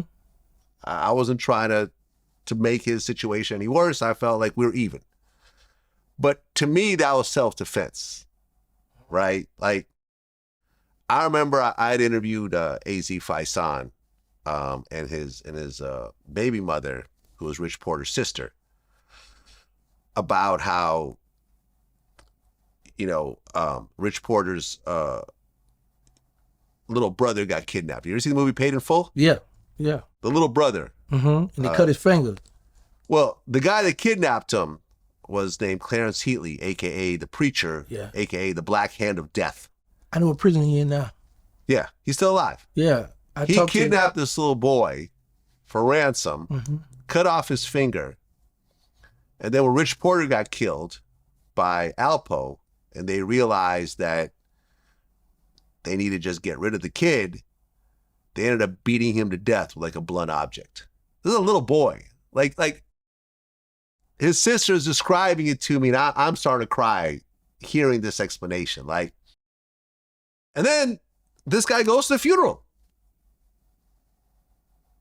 Like, that to me is a monster. Beating a little boy to death. This little boy poses no threat to you on any level. This to me is a monster. This is someone that I feel should get the death penalty. Where do you draw the line between that and, oh, well, we're just beefing with these dudes, and you know what I'm saying? There's a hit on them. I'm doing it for money. It's like, what do you consider a monster versus a gangster, and is there really a line between the two? Now, I love that question, but here's the thing, Vlad. When you ask me a question like that, are you talking to the old Terrance gangster way, or are you talking to Terrance Civilian Williams? Because now I have a different outlook on things. Mm-hmm. Back when I was in the streets, or if you ask me like, I'm looking at like, that's part of life. Okay, so if one of your friends kidnapped a little boy and killed him, how would you feel? Now or then? Then. You do for sure? You know he did for sure? Did you burn the body? Did you bury the bit? What you did? So there was no type of judgment or anything else like that? No, because back then we used to see who could kill the like, we wanted your coffin closed with that little kindergarten picture with the 2 teeth missing. You know, when you little boy, you smile on the 2 teeth. We want that picture on your coffin. So when we talk, or we speaking on the gangsters of the street, because then I can't judge nobody because I was in the streets. But now that me on the side looking at it, I'm like, man, boy, you know, I can voice my opinion on it, but I can't go too far. I can't paint the picture of saying you're a monster, even though they did monster things. But I'm just looking at, I was in the streets, so people look at me, you're and then like today, now people starting to be like, okay, you know, we still watch you now. We see you in jail, but I still don't trust you because of my past. Mm-hmm. And I understand, I'm cool with that. But let me tell you, keep throwing me off, like as being you talking. You look like you got a Boosie fade. This haircut, man. This is not a Boosie fade. Man, I'm looking at this haircut. I'm like, what's this? This is not a Boosie fade on any level. Yo, man, I'm looking at your haircut. I'm like, man, yeah, that's Boosie, homie. Anyway, Flat, real talk.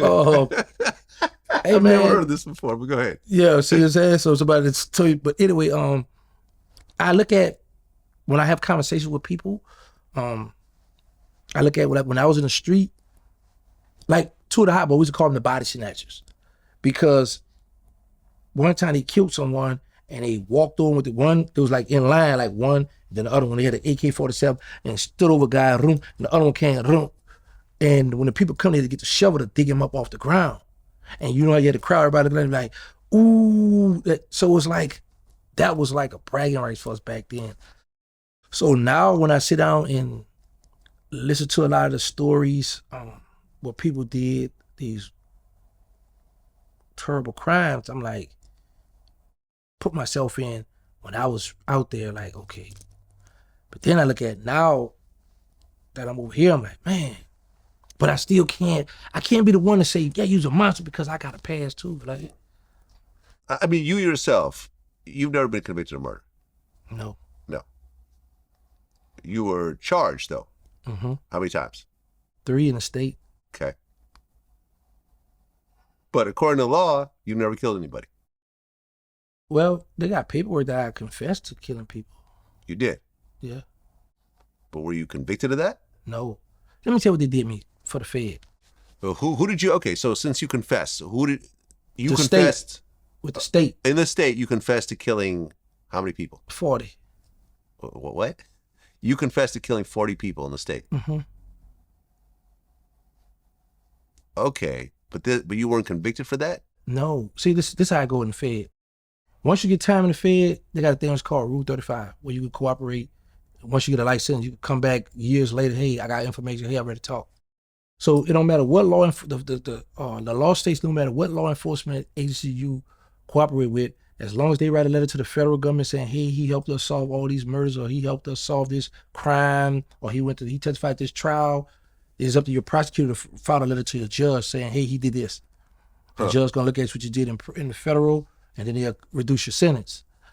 So what happened with me was, a guy wore a wire on my co-defendant, Blabber, OG Blabber, in the jail, what we call parish jail. You all have county jails. Man, you think Gangsta gonna tell him some of the murders I did to cut his time? Because I was supposed to get 20 years then. Blabbers get up, no, but if he was, and with the run his mouth. So the feds took the conversation with Blabber and the guy in the jail talking about homicides, contact the state, then my phone was tapped. So when my homeboy ran it through a gun, and the state thought it was me. And I was like, Blabber said, man, you better put a warrant for your arrest. I was like, so I called Birdman, hey, get the lawyer, I'm about to go turn myself in, I need you to hurry up, bomb me out. The feds are listening. So the feds contacted the state, say, hey, don't lock him up, because we hear him on the phone fussing about that wasn't him that ran it through that gun. But that same gun, the dude who wore the wire on my co-defendant in the federal now, like 2-3 years later, they go get that gun, run ballistics on it. So when I tell Bibb, he said that gun was dirty, I said that was Calio. I named my gun after the project I was beefing with. So they went and got that gun, ran ballistics, they got bodies on it. And the feds said by the preponderance of the evidence, by me telling Birdman that was Calio, this guy wore the wire on my co-defendant saying the Calio gun, they took that and gave me a life sentence. I was never indicted or charged for those murders. And they gave me a life sentence for the murders. It's in my paperwork. It's on Pacer. Aha. So you admitted to 40 murders? In the state. In the state. The Fed. Right. And ultimately, well, you were already doing life at the time? Right, in the Fed. So it didn't matter to you? No, because see, I knew that, here's the thing. I didn't go and say, hey, I did this. Like, you know, I just go, hey, I'm just gonna throw myself at the mercy of the court. I just woke up one morning with this kumbaya. No, because they could give you life. What I did was reached out, got my lawyer involved, say, hey, because they got a thing that's called cold case. So there are detectives that are assigned to cold case homicide. Is it like a proffer agreement in a way? Yeah. So basically everything you admit to can't be used against you? Well, violence, they can. Huh.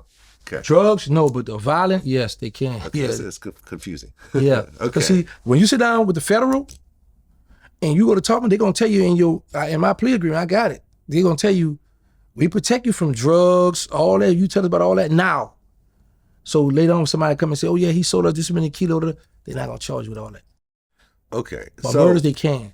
So basically, with you admitting to 40 murders, this is why you hanging out in New Orleans, you just have no idea. Yeah, I don't trust. Who might be mad, who you're affected, whose kids, whose nephews, mothers, fathers. Yeah. You don't know who you got beef with. Let me tell you a true story. It's a guy in the Fed with life right now from the Calio. He waited 15 years to kill a man that killed his father. So it's always somebody trying to lurk to get some get back. Yeah. And I'm one of them, I'm the type of person, I'm at a stage in my life where I'm going to think for me and you. So I'm going to get out your way. Because I know you itching to do something, all right? I'm enjoying life. I'm happy to have a second chance, so I'm going to get out the way. I know I did dirt. Some people in the city know I did dirt. So guess what? I'm going to move. You're right. I'm out of here. Yeah. Well, I mean, you talked about some of the stuff that you saw. And you saw someone cut up a body with a saw? Mm-hmm. I could tell you the name. It was Blackie Moe. He's not alive anymore. No. Was the person already dead when this was happening? Yeah. So he killed this person, this man, and then what, to get rid of the body, he sawed it up, and you were there to see it? Yeah. I never had no nightmares, because a lot of people ask me this stuff. A lot of people who know me, I never dreamed about it, never had nightmares about this stuff. But what was it like to see that? I was just excited to be, I was young, right? Let me tell you How old were you at the time?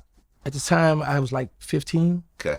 Now, going That's back, crazy. You're a teenager. You can't even really legally drive.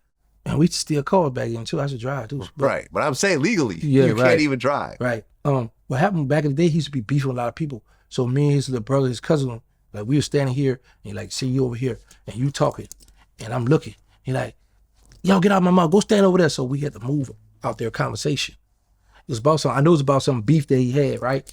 So we walk over, but I'm still looking. I'm trying to, because this is a legend in the city, you know, in our hood, not the whole city, just in our hood. So I'm looking at him. Now, when I break out of juvenile jail, he's in adult jail and he's calling this girl out my project. She's like, send me a few dollars. Like, I got a few dollars, send him some money. And when I come on from juvenile jail, all my friends are already in jail, so I don't have nobody to hang out with. So I call him, hey man, I need a gun. Because I was going to start robbing and do what I got to do. He's like, man, be cool, I got you. So he brought me on this hit with him. And then we got cool with the guy. The guy started giving him drugs. And we just started selling coke from there. But I got a chance to really hang with him and be, all right, Eric Maurice and him is cousins. So them two get into it. I needed him out the way so I could be his right-hand man. So when them two get into an argument, I was like, yes, now I get to be his right-hand man. So I got a chance to witness a lot of stuff at a young age. And I hope this don't later on creep up on me, but and like I told people before, maybe I have a problem. Maybe I might need to see a therapist. But I've never had nightmares or dreams, but I dream about getting money and girls.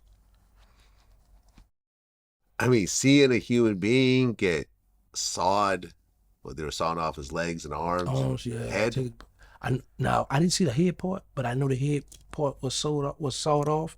But I have another homeboy in the state in Texas who cut somebody's head off. And then what? They just put it in some plastic bags and then what? Just dumped it off somewhere? The thick plastic, yeah. Some of them get burnt. You gotta burn them by, because if you don't burn the stuff, you can find remains of a body floating up the river. So. Well, I mean, you technically could find the ashes. Well, the teeth, dental, the dental records. Yeah, nah, that wasn't a big thing back then. I mean, I'm talking about. This is what I'm saying. When you got people that's getting rid of a body, see, we already knew about that mob stuff, how they gonna check for your dental records and all that. So, so you don't get tied to a lot of homicides. We made sure that you weren't never knew that we was here. And they made sure I learned. That's why I be telling people, man, I learned how to be a good criminal. I didn't learn how to be a good young boy from my homeboys in the hood. And that's why I was like, I need to do my nonprofit. I need to help talk to these youngsters, because I didn't get that coming up. I mean, because you're generally a smart guy. It's like talking with you, I'm talking to you as an equal. So do you ever think that if you took Terrance out that environment and put him in Calabasas, that you would have been a completely different person? Or do you think that there's certain things about yourself that would have drawn you into that life anyways? Well, yeah, if you'd have put me in Calabasas, I said it right? Calabasas. Okay. Of course I'm going to be different, because I was always one of the ones who always wanted to learn. I just wanted to be a class clown at this cut school, but I always was interested. Like, I got my GED at Delgado Community College. I went 2 semesters at Delgado, and I was in a class with BG Auntie, my English class. So I've always wanted to learn. I've always been one to, to take my time and study and read. But I tell people this. It's a good thing I did go to the feds. I didn't want to do all that time, but had I not, I would have been one of the ones that's still running behind Birdman, maybe being a yes man. I might just being, not owning my own stuff, not wanting to do my own thing. Because, when you around these celebrities with all this money and all this materialistic stuff, you like, oh, this ain't gonna never go away. This is my people. So I could come to the house. I could drive the Rolls, or I could drive the Bentleys. You're not thinking that I need my own. Man, they come and he kicked me out. I need my own. You know what I'm saying? So I miss my people. Let me just say that, put that out there. But it was a good thing for me, because look how I'm surviving. I'm happy, man. You know what I'm saying? I'm in California now. I get the chance to be in the studio. It's your first time in LA. Facts. That's right. I'm out here in Los Angeles. Well, you had talked about that you shot someone for the first time at age 11. Yeah. How nervous were you in that whole situation? Or were you so young that it just didn't really register the seriousness of what's happening? That's what I was about to say. It wasn't nervous. I was excited, because you got to keep in mind, I'm with my brother, somebody I want to prove a point to. So I'm like, yeah, I'm about to show him I ain't scared. I can do this. So you got somebody you look up to, you love, you respect, and they bring you like, you ready? Yeah, give it here. I'm ready. So it's never. And like I said, I'm gonna say this again, like I have a problem, and that I haven't acknowledged it, or it haven't come out me. How some people be like, man, it finally hit me. That moment haven't come from me. If there's somebody watching as a therapist, I would like to have 2 females. I want 2 females that's not married, that like women, and they could be my therapist, because I want a round-the-clock therapist. So if I need to talk to them, they need to be able to spend a night with me. We need to be able to talk about my problems, but I want them on hand at all times. I mean, listen, I've done therapy. I'm in therapy right now. There's a lot to be said about someone who actually has seen patterns and has dealt with people and has really dug into certain situations. do you necessarily need to feel remorseful? I mean, think about how many people Obama has killed just by giving orders to go to war. So, for example, Nicholas Irving, he was a sniper.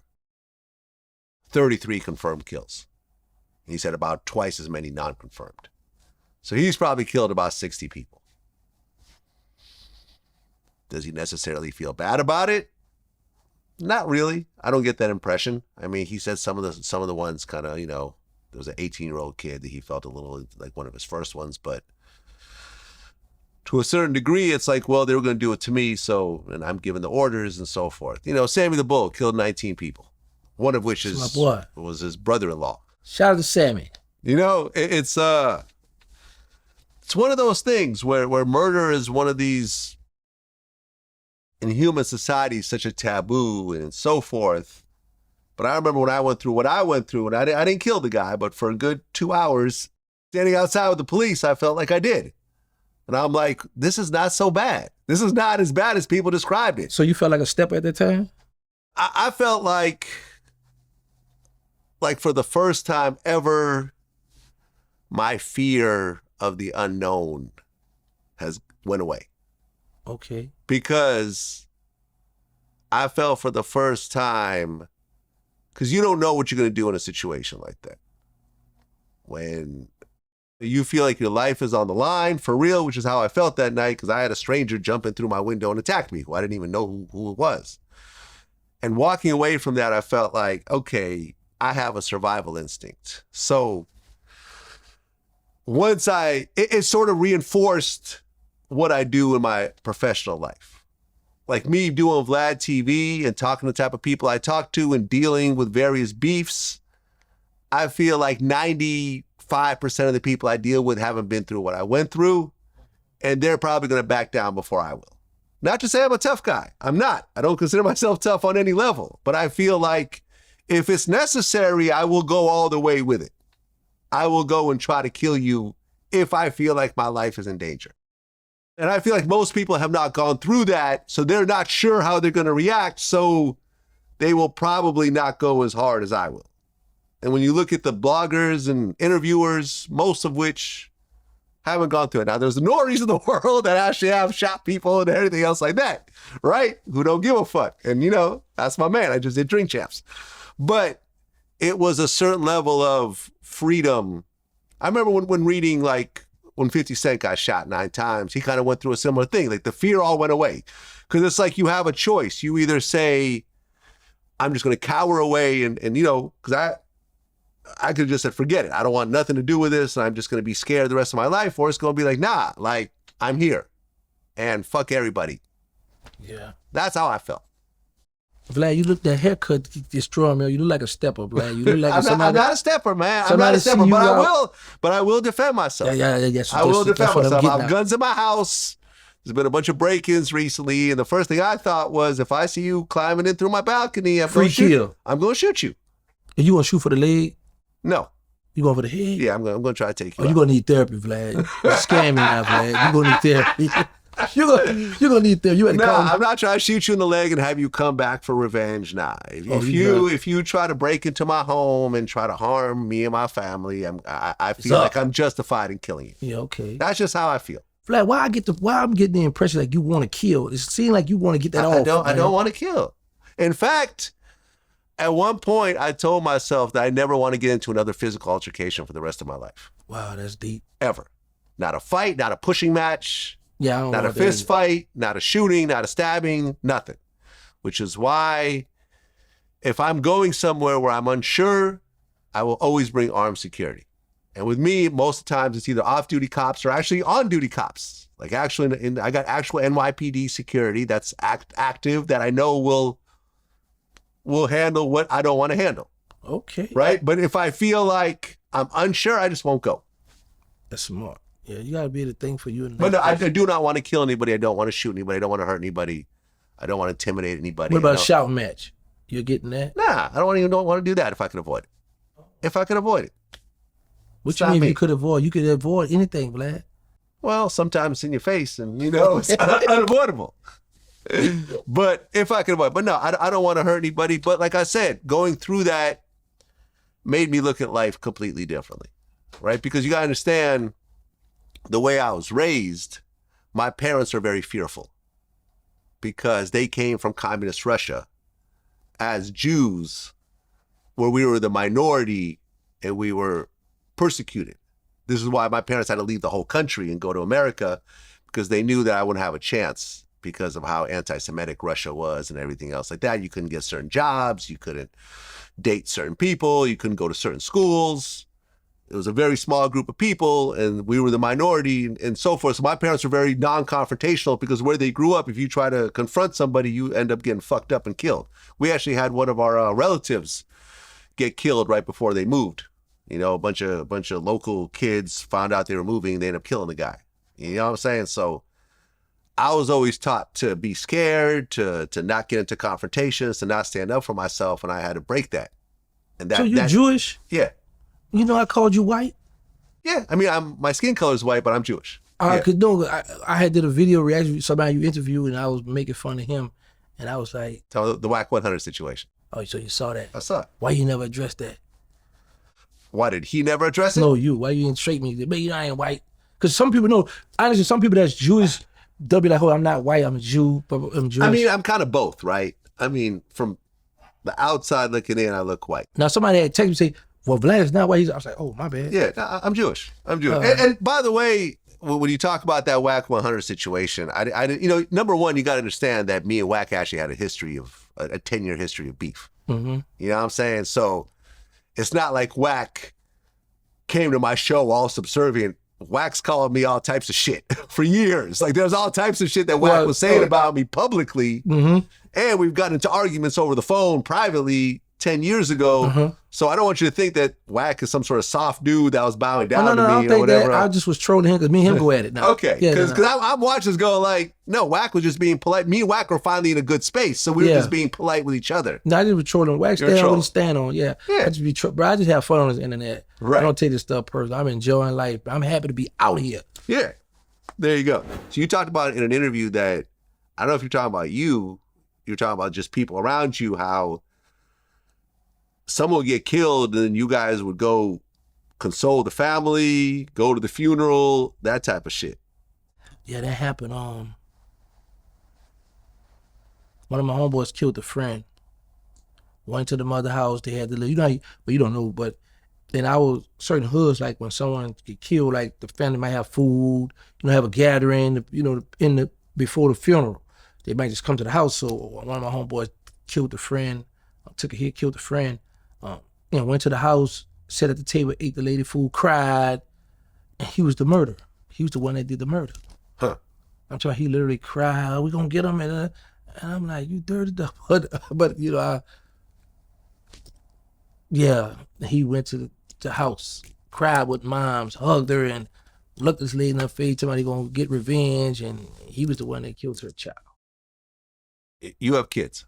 Yeah, 10, 5 girls, 5 boys. You have 10 kids? And one on the way.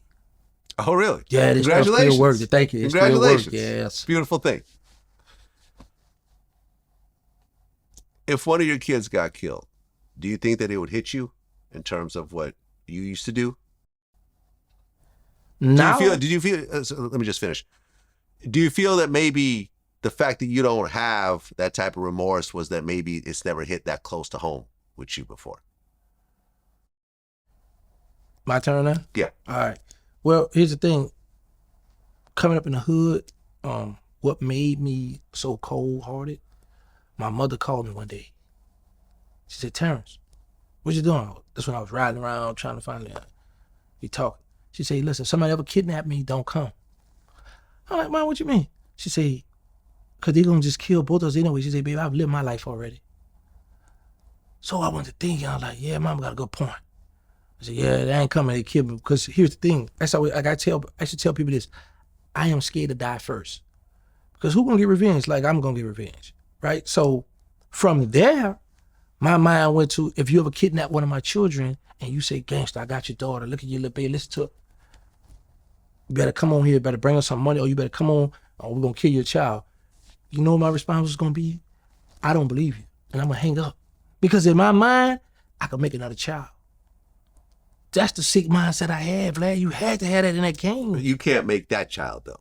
You can't make another one of Yeah, that but I'm gonna make child. another one, though. That one gone, that one might have grew up to be bad anyway. That was just my mindset, Vlad. Yes, that's how I used to think. And it wasn't until now, like I tell you, now that I'm on this side of the fence just looking at the stuff, I'm like, man, we did some. But have you ever, these kids that you've had, have you grown up with any of them in the house? Well, when I left, like someone was like 4 and 5 years That's what old. I'm saying. So you missed. Oh, I got one of them. She just graduated from Tulane University. Well, she's not just, but she graduated from Tulane University. I got a lot of in March. She was born in May.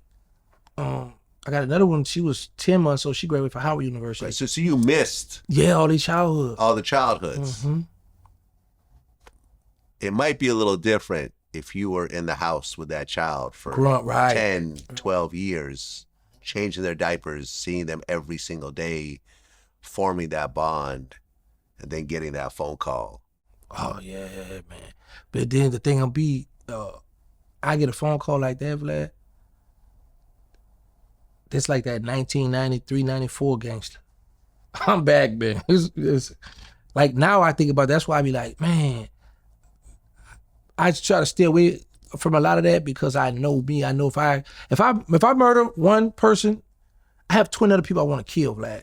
Like, so I stay away from that mindset and I just focus on, I got my second chance, let me stay positive, let me do this. Because I know if I go back on this side, I'm just gonna go on a rampage. Do you feel, okay, so for example, I interviewed Blue Boy. You know what that is? Yes, I'm familiar with the story from New York. Right. The Got Crip it. guy, right? Exactly. Latino. Exactly. Okay. I interviewed him when he got out of prison. Mm-hmm. I saw the interview. Yeah. It was a big interview. It actually did, he ended up getting a job afterwards. You know what I'm saying? Yeah, like this basketball player, Big Baby, he had a dispensary and he hired him to do security and everything else like that. And I remember this was interesting because I said, do you have a problem? Because this was like his first big interview when he got out of prison. I said, do you have a problem functioning in society where in prison, being polite sometimes means the difference between life and death. You step on someone's toe, you say, excuse me. You don't say, excuse me, that could lead into a murder. But at the grocery store, you step on someone's foot and you keep walking and it's whatever. And he's like, yeah, sometimes I have to remind myself because I don't want to, crash out over someone bumping into me, not saying, excuse me. But lo and behold, he ends up shooting somebody. A situation happened, I think, at his job, and he ended up shooting somebody. Now he's back in prison again. Do you feel some level of, in terms of your own emotions and so forth, and being in prison for so long and living a life for so long, you're going about your normal day and someone just casually disrespects you and you know that you can't react or else you're going back to prison? Do I feel what? Do you feel that you can't be the old you today in terms of how you deal with disrespect, especially with strangers and so forth? No, because like I said, my thing is I am so far gone far as being Terrance or Vivian Williams now. If somebody disrespect me, I just think I just laugh. We had a thing in previously like, if you knew better, you'd do better. So when somebody disrespect me, I'm like, cool. I'm like, all right. I go out my way, but man, my bad. I apologize first, because I know me. But I don't think back on it because every time, Vlad, honestly, when I think about violence or going back to them streets, I think about them 23 years, 10 months, the feds will hide you. Man, them people will lose you in jail. And I know in prison, I done seen guys start with 2-3 years, get a life sentence, get killed, lose an eye. I done saw so much bad stuff in prison to where I remind myself like, hey, all right, now they got a place for you. So now if somebody bump me, mean mother looking at me, I'm like, how you doing? I like being the tourist now. This is fun being a tourist. I really like being a tourist now. So you've embraced it completely. Man, yes, I really have. I promise you. What would it take for violence to come back out? To put their hands on my mother, or my children, or Birdman or Slim. What about you? No, If someone slapped you. It depends on who around. Now, if they ain't, now here's the thing, you know, social media so big that they got a camera out. Slap, I gotta react now because they go world star me, whatever. You know, they go put it, they go sit at the flag. They go, yo, we got something on him. But if somebody slap me, like, man, did he take his medication? You tripping? You didn't slap me, But I'm not gonna kill him for like back then. I had a thing: if you spit on me and slap me, I'm gonna kill you. Now, like I say, I don't. That's why that's one of the things. If you notice about my channel, I don't go troll people. I don't just go and cause I travel, but I be by myself. So I know guys be having cliques and homeboys and all that. You know, so when I move around, what's up, OG Gig? What's up, boy? Take a picture. Come on, take a picture. I'm gone. So I don't troll the people. That ain't my thing. Cause I know how people crazy and I know how the social media works and I know people like to and they like to film. They love to record. So I'm gonna be the respectful one. So yeah, I'm Terrance Williams. I mean, being in prison, you were how many years? 23 years and 10 months. 23 years. And 10 months, don't forget the 10 months now, almost 24 years. Almost 24 years. Had you seen dudes get raped in prison? Yes. You actually saw it? Witnessed it, yes. I'm talking about like, it was just one little boy to hang out with these little dudes. That's crazy. This dude just did a video talking about them too. And it was like 3 or 4 men had life sentence. And this little dude was back on violation for 5 years. And his homeboys tell him, stop hanging with them. They cool, because he was around 19, 20, all was around the same age. And this is the game they'll play in prison. They'll get you in the cell, and then they'll start punching you in the body, go to body shots. Because what happens is this. If me and you in the cell, and I hit you to the boom, and you like, and you don't really fight back, now I see a weakness there. So then I'm going to keep working with you. I'm going to keep going to your body. If you go, like, stop. Well, stop. Come here with the wrestling with you now. And one day they just went to beating him up, took his butt. Huh. I've seen guys do this. Man, I don't got nothing, man. Man, what you want me to do? What you mean? Man, I'll do something for you. I've seen old heads tell youngsters, man, jack me up, man, your hand not gonna be no punk. Your hand not gonna be gay. Bro, that's what I'm trying to tell you. I've seen and heard so many games being played, bro. That's why I be trying to let these little steppers know. They be out here on this pretty boy stuff. They wear all these tight clothes, have their butt shut and all that. And when you go to the feds or you go to prison, the boys gonna be in the cut. Them old heads gonna be looking at you, gonna be, wow, that boy, that sure fine. And you got a lot of these guys out here with big butts want to wear tight clothes and sag their pants, man. I'm like, what the world's going on? But this the life we living in. But I'm enjoying it. I'm just happy to be. I am happy to be able to witness this stuff with my own eyes, versus somebody telling me about it. Well, I mean, you comment on this on your YouTube channel. Fleece Johnson. Mm-hmm. I remember watching some of his interviews where he's like, look, I'm in prison for whatever, decades, get tired of jacking off. So he just started raping dudes. Like it's the thing to do. And we were actually supposed to interview him because I was actually on the Boondocks, right? I was a character on the Boondocks. So me and the Boondocks have a connection, right? So he got out, he was going to do an interview, and I started the research on him, and I realized, no, this dude really is a serial rapist, like in real life. Wow. He was really raping people in prison, and I'm like, I'm not going to do this interview, man, I'm good. Because, yeah, the Boondocks thing was cool, but like, I guess just interviewing a rapist is just not something I want to spend my time doing. Point blank period. And of course, I spoke about it, and then he got upset. I saw that. And he threatened to rape me. He even started a GoFundMe page to try to raise the money to somehow, I don't know, sue me or something. I don't know. I think he made $100 off it or some shit. Say, Vlad, when I see you. I liked you, and I want you. I did a reaction video. He just went at Charles White the other day, too. I said, did he? Yeah, so, yo. Listen, Fleece, I ain't got no problems with you, man. I doubt we'll ever see each other in real life. Listen, it's not personal. I just was not down to do the interview. I thought that maybe some of the stories were kind of exaggerated, but once I actually started doing the legwork, I realized I just can't do the interview. But it really sort of highlighted, I mean, because I've said this before, when I was growing up, I never went to prison. I never had friends that went to prison. I grew up in the suburbs. I grew up in San Mateo, California. My parents, they didn't have a lot of money, but they had, they had enough for us, for me to live a decent life. So It wasn't until I saw the movie American Me. Have you seen it? Yeah. And I saw the rape scenes with the Mexican mafia. Mm-hmm. I said, prison is not for me. If this is what happens in prison, because I had no idea. I'm seeing this for the first time ever. I said, this is what happens? Nah, I'm not built for this. I'm cool.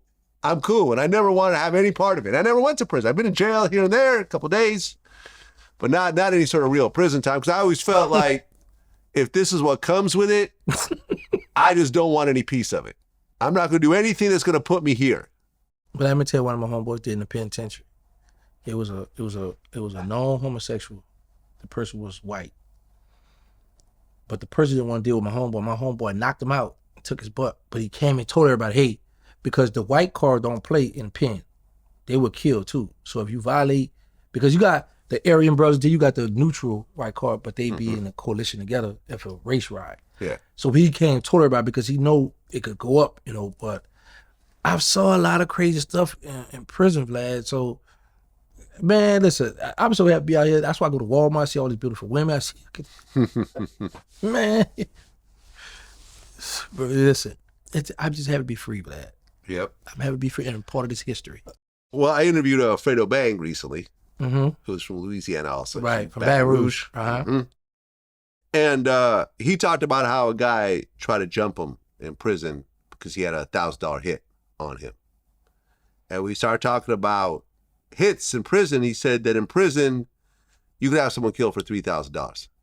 To kill someone in prison, what's the going rate if you were just put it up? I don't know, but I know Dan, they'll be dead for about 2,000-3,000. 2,000-3,000. That's all it takes. Yeah. That's high. That's high. Yeah, you got to do it cheaper than that. For how cheap?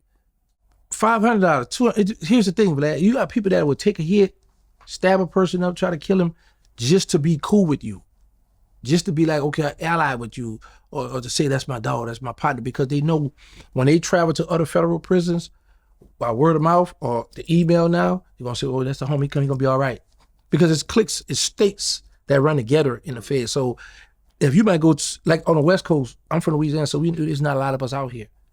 But if we didn't look out for somebody from the West Coast on our end, so when I get up here, I know, oh, so the shotgun for the blood, so the big homie, I can get a pass, or I'll be all right to walk this yard, you know what I'm saying, and be cool. So you $3,000, that's a lot of money to be talking about paying for a hit in jail. You got dudes that do that stuff for free, man. So you've seen this happen? Yes, I just seen dudes stab, I'm talking about butcher people up just on the string of somebody saying, word, look, man, I owe them one, take care of that for me. There's a lot of crash dummies in the Fed. And is that because they already have life sentences, or sometimes they have shorter sentences and they're risking life in prison? Some of them have life sentences, and some of them can't think and just do it, and then later on they realize, man, why I did this? Now they run their time up. I had a Muslim brother, he did 15 years, he had 90 days to go home. He was on the phone, a race ride, jumped off. He jumped off the phone, stabbed a guy, and now he got a life sentence. I mean, I remember one of my ex-friends, he told me, I remember he did like 7 years, and he said, remember I asked him, I said, you ever join a gang in prison? He said, nah. He said, all the Bloods want to recruit me and everything, but he said, the problem with that is that you join this gang, and the first thing they do is start sending you on missions that they don't want to do themselves. And your 7 years turns into 20 years and turns into life. And, he's just had one friend that he rocked with, and the two of them just sort of got each other's backs, and that's how they got through it. But he said that gang shit, he said, nah, that's a death sentence. Like, you know what I'm saying? Or you gonna become a holster. What they call a holster is you're gonna put all the knives in your cell. Hey, hold these knives. Yeah. Let me tell you something. Right when we got transferred, there was a storm hit my prison. So we was in USP Yazoo. So a lot of us had caught the flu. That's when that COVID first had hit, but we had got the flu. So they had to quarantine us. So they took us from this side of the penitentiary and put us in this dorm, in this cell. I have a habit of shaking the cell down, because when you go in a cell, if you don't search it and you move in the cell, whenever a CO come around, it could be 3-4 months later, and they find a high spot with weapons or drugs, you're gonna get the charge, you're going to the hole. Even though we was being quarantined on this side of the prison, I still shook the cell down, right?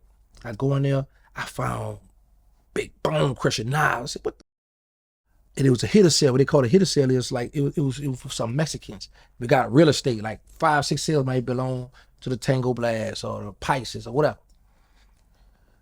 This cell is where they hitmans have all the knives in there, and I found 3 big knives in there. I was like, man, I gotta take some back on the other side of the compound. I was like, nah, I'm leaving this. So when the guard, she came around and was feeding us the food, I said, hey, here you go. She got excited. She know she gonna get a reward for that. Guess what she gonna tell me? Oh, I'm gonna give you some seconds. We had rice with chicken in it. I'm like, lady, I don't want no seconds. But I'm like, I got a big plate of rice. I'm just giving it to you to get it out of here because I don't need y'all saying that I had these knives or try to get me a write-up. But this side of the compound was locked down. I mean, was empty, and there was quarantiners in that dorm. But then I was thinking, once they ship us out of there, more people gonna come in. I don't know who gonna get to these knives. And one of my brothers might come in this dorm, and somebody else might get the knife, and they might be on the losing end of this knife. So I got rid of it. 3 of them. It was 3 knives I got rid of. Were you a Tupac fan? You know what? A lot of people might find this crazy. I first heard about Tupac. I didn't know how big he was. I was at a house. It was the Hot Boys doing the Sterling Mosquito, smoking weed. I was on this side, and it was 1994. They had the song, whatever, one of Pac's songs, and I turned it on to put it on bounce me. Oh, they jumped on one. I said, whoa, what? And I didn't start liking Pac till I got hit him up because I got shot 5 times. You shot, but you punks didn't finish. I started liking Pac down the line. I caught on late.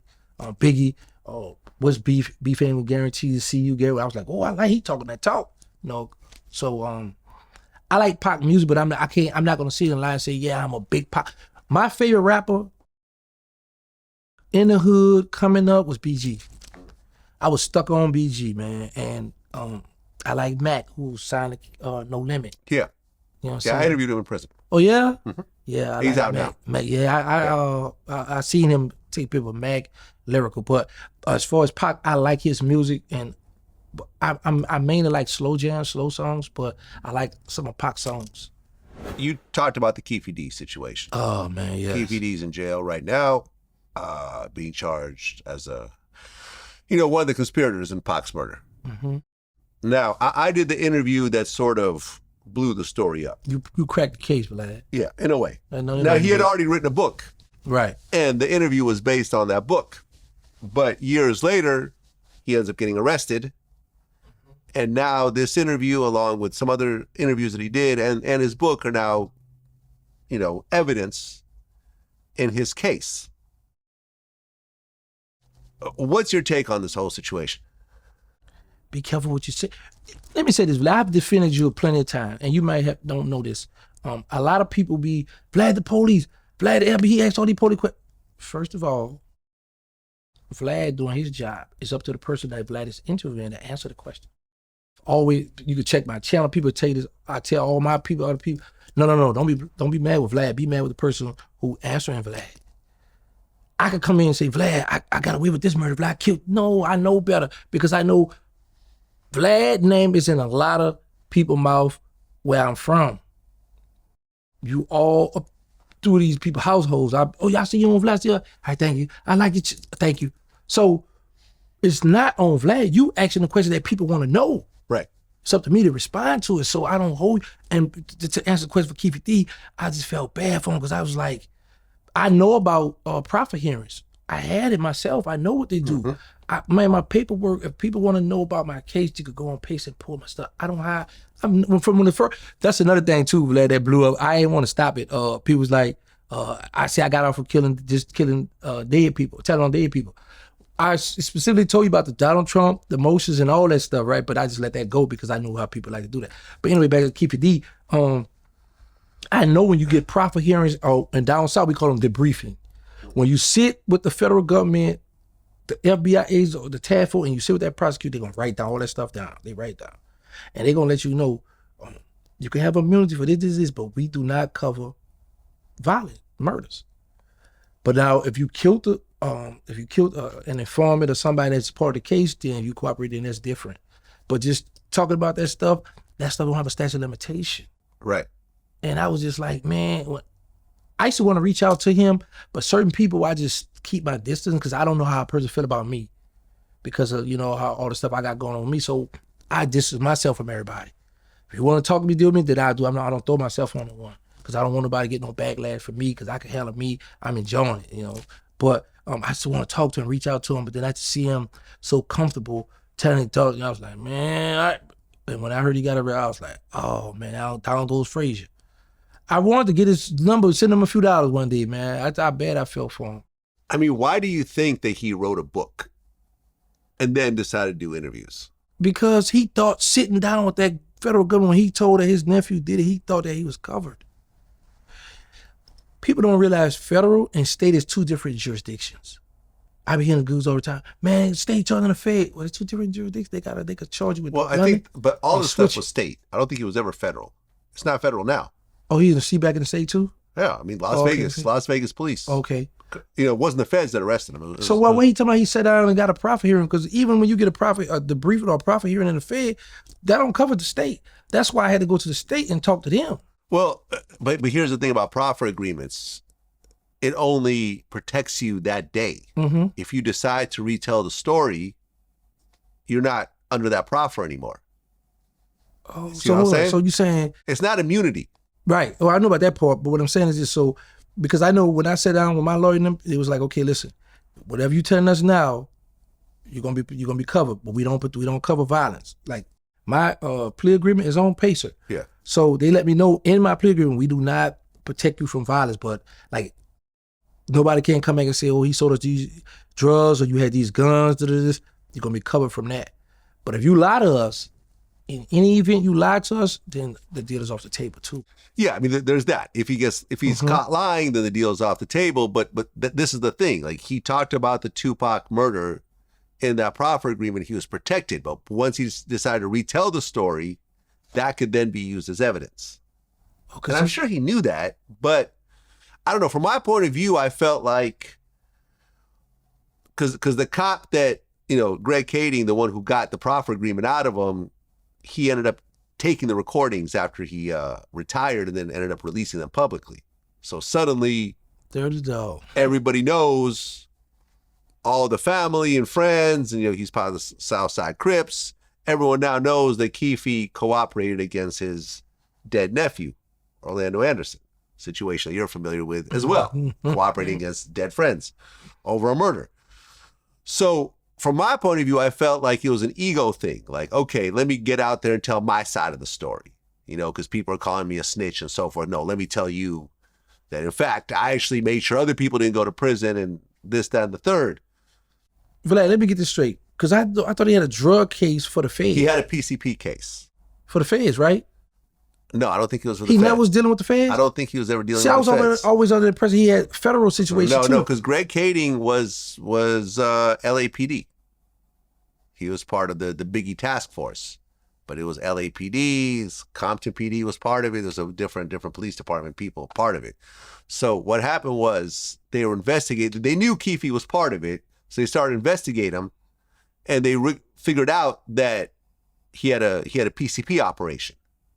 So they went to his house and they said, hey, we have all this evidence about your PCP operation, which at that time would have given him life in prison or like whatever, 25, 30 years, some huge amount because of all his priors.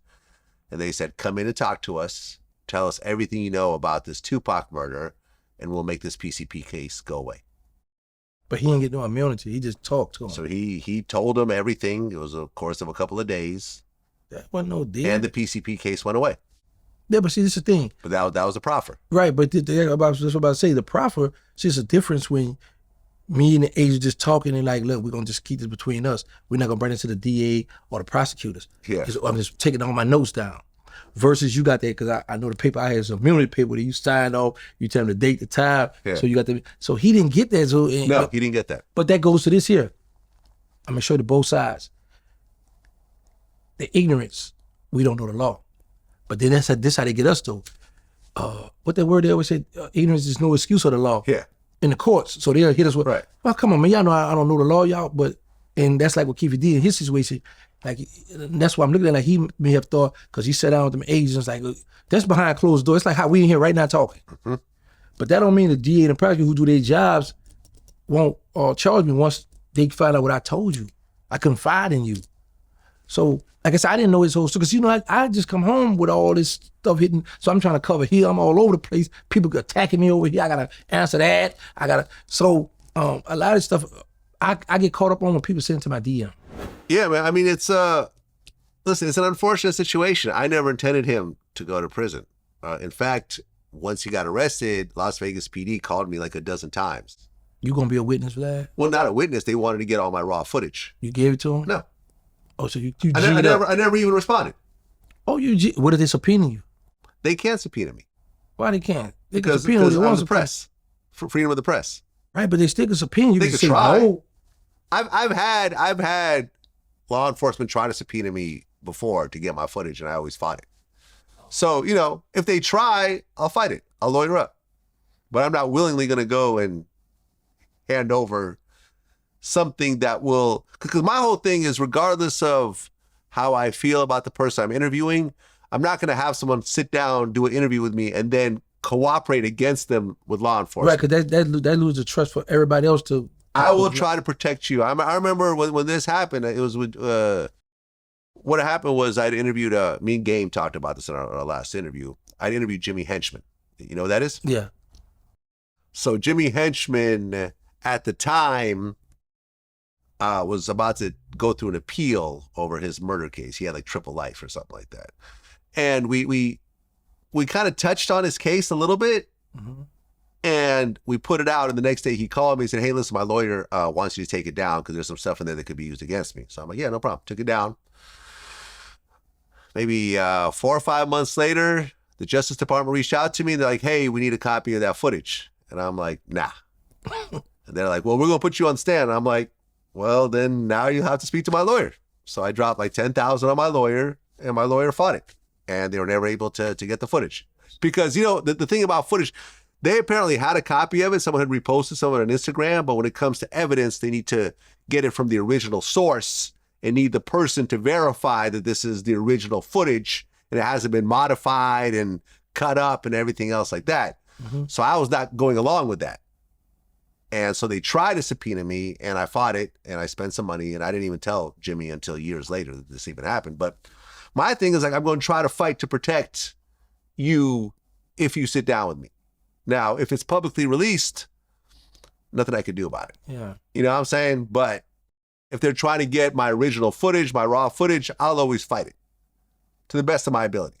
I'm not going to go to jail over it, but you know what I'm saying? But you're not going to willingly get it from me. So yeah, at one point they just stopped. You know, they just stopped calling me, and if they see these interviews that I've mentioned, and I'm like, yeah, I'm not cooperating with this shit. Yeah. You know, and my whole thing wasn't to try to put him in jail. It was just like Tupac was one of my favorite rappers, and I just wanted to get the real story out there. So you didn't like Biggie? I like Biggie too. So who you think the best, Tupac or Biggie? I like Tupac better. So who you think the best out of BG and Boosie? I like Boosie better. You heard my BG. But anyway, yeah. So who you like out of Wayne and Boosie? Wayne and Boosie? I think I like Wayne a little bit better. What about Wayne and BG? That's an interesting one. I mean, I think over time it would have to be Wayne. What about Birdman and me? You're not a rapper. Oh, my bad. But I will say this. You really have to hand it to Birdman, because when all of his rappers left Cash Money, he held it down. He held it down on his own. Yes. He became the biggest rapper on Cash Money, which nobody saw coming. Yeah. You know, he even had a joint album with R. Kelly at one point that never came out.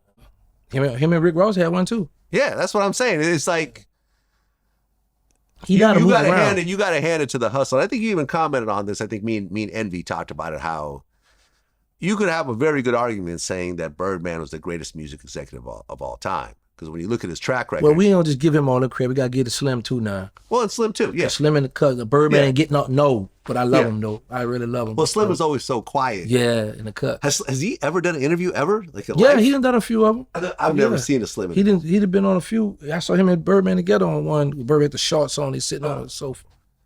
Yeah, I mean, listen, what they pulled off is amazing. Yeah, you know, and this is, you know, me and Birdman have had a couple conversations. Me and you talked about this. Mm-hmm. You know, the conversations have always been private. I've never reposted or recorded or none of that weird shit. You know, and we have mutual respect for each other. We've been supposed to do an interview forever, but you know, we respect each other. But I remember the interesting thing I heard. I remember TK Kirkland said this, because remember TK went on tour with Cash Money back in the day, and he said that Birdman was the first person he met that just didn't respect money. Meaning that, Like, he said he went to one of Birdman's houses and there was like 4 Range Rovers and they'd been sitting there for so long that all the tires were flat. Like literally. Lamborghini too, yeah. The Lamborghini was like a black one he had just like that. Flat. Just because it's been sitting there gathering dust because he figured it'll make some more money somewhere else. He's the first person he met that just wasn't tripping off money like that. And not to say that I do that because I don't, but it just shows the level that he's at. Mm-hmm. That's true. You know what? That's why I love him and Slim so much too. In prison, lad, I might call their account. Hey, I need 20,000. She had told Ronald. She told Slim one time. Slim said, "Give him whatever he wants. You ain't got to call and ask me for that." So Birdman had told Slim. Slim said, "Yeah, you ain't got to tell me that. I already told her to give him whatever." And bro, I don't know how I feel to do bad. They took care of me while I was in prison. Yeah. To my thousands, sending it to me, sending it. They took. I was able to pay for my daughter's college, and so. Yeah, I mean, my interview with you is what actually started my relationship with Birdman. See that? Shout out to Terrance Civilian Williams. Well, because I think that baby thought that we were going to somehow throw him under the bus or something like that. And I think once the interview came out and he saw the way I handled it, it was like, oh, okay, he don't have any animosity towards me. He's not trying to wrap me up into nothing. Like, right. Yeah, it was respectful. Yeah, he thought, because see, they thought I would come out on some troll. The one thing I'm never going to just bash or disrespect him, because when you in prison, that's like BG going through it now. Because when you in prison, that's when we need you the most. I'm partially handicapped. I need you. So if you're not there for me when I come home, I don't need you now. As long as they're print, I'm gonna get me some money for that. So they might have thought when I started from here, this is where I started my career at. And I'm gonna be forever grateful for that. And then when Boosie got at me, that helped me. So they thought, oh, he got a voice now. He gonna come for us. No, y'all took care of me. I'm not mad with y'all because y'all don't want to talk to me. Yeah, cool. I'm almost 50 years old. I'm a grown man, bro. I don't buy friendship. It's too expensive. But I love them. I'm never going to bash them. But I would troll from every now and again because I like to have fun, but I don't take this stuff personal, man. Have you ever caught a RICO case? No, see, I got an 848. I wanted one of the youngest wanted to be charged with the 848 continuing criminal enterprise. It's like a RICO. It's a CCR. The CCE. CCE, sorry. Yeah, they had started that stuff for the mob first. Yeah. And I was one to be charged with that. I don't have a RICO. I was charged with an 848. I mean, what's your take on the whole YSL RICO case that's going on? Man, I've been watching that. I hope Young Thug get out. Hopefully he get out, but I want him to get out and change. I don't need you. You've been through a lot. You from the hood. You did all this. You beat the case. Then you think you're like God. You're untouchable. I want him to get out and start changing it because you got money, and your album gonna blow up when you get out. They're gonna rock with you. But I want him to start talking to this youth and get himself together. I seen with the lady with the sex situation. Yeah, their case is like it's falling apart. But I will say this, because I be talking to different people in my DM about the case, right? Stuff could look one way, and then just out of bring out one word, oh, what happened? So while a lot of people happy, rooting for them, hoping, man, they're gonna beat that, you never know. No, you don't. Never you don't. It's up to the jury. But I would say this, one thing he have good on his side is different from the Fed. Like when we, like in New Orleans, where we used to be like 90% black, but when we go to trial, it's more whites. So you doomed. Whereas with his case, he got a lot of blacks on his jury. It's in Atlanta. You know what I'm saying? So, that definitely helps. Yeah, but like I said, I've just been checking out the case and looking at this and look like how the DA was questioning what to do. And one of the guys that's going to trial with him, Yak, I was actually locked up with him. Yeah, same compound. Huh. Yeah, we was on the same compound together. Yeah, I think from my point of view,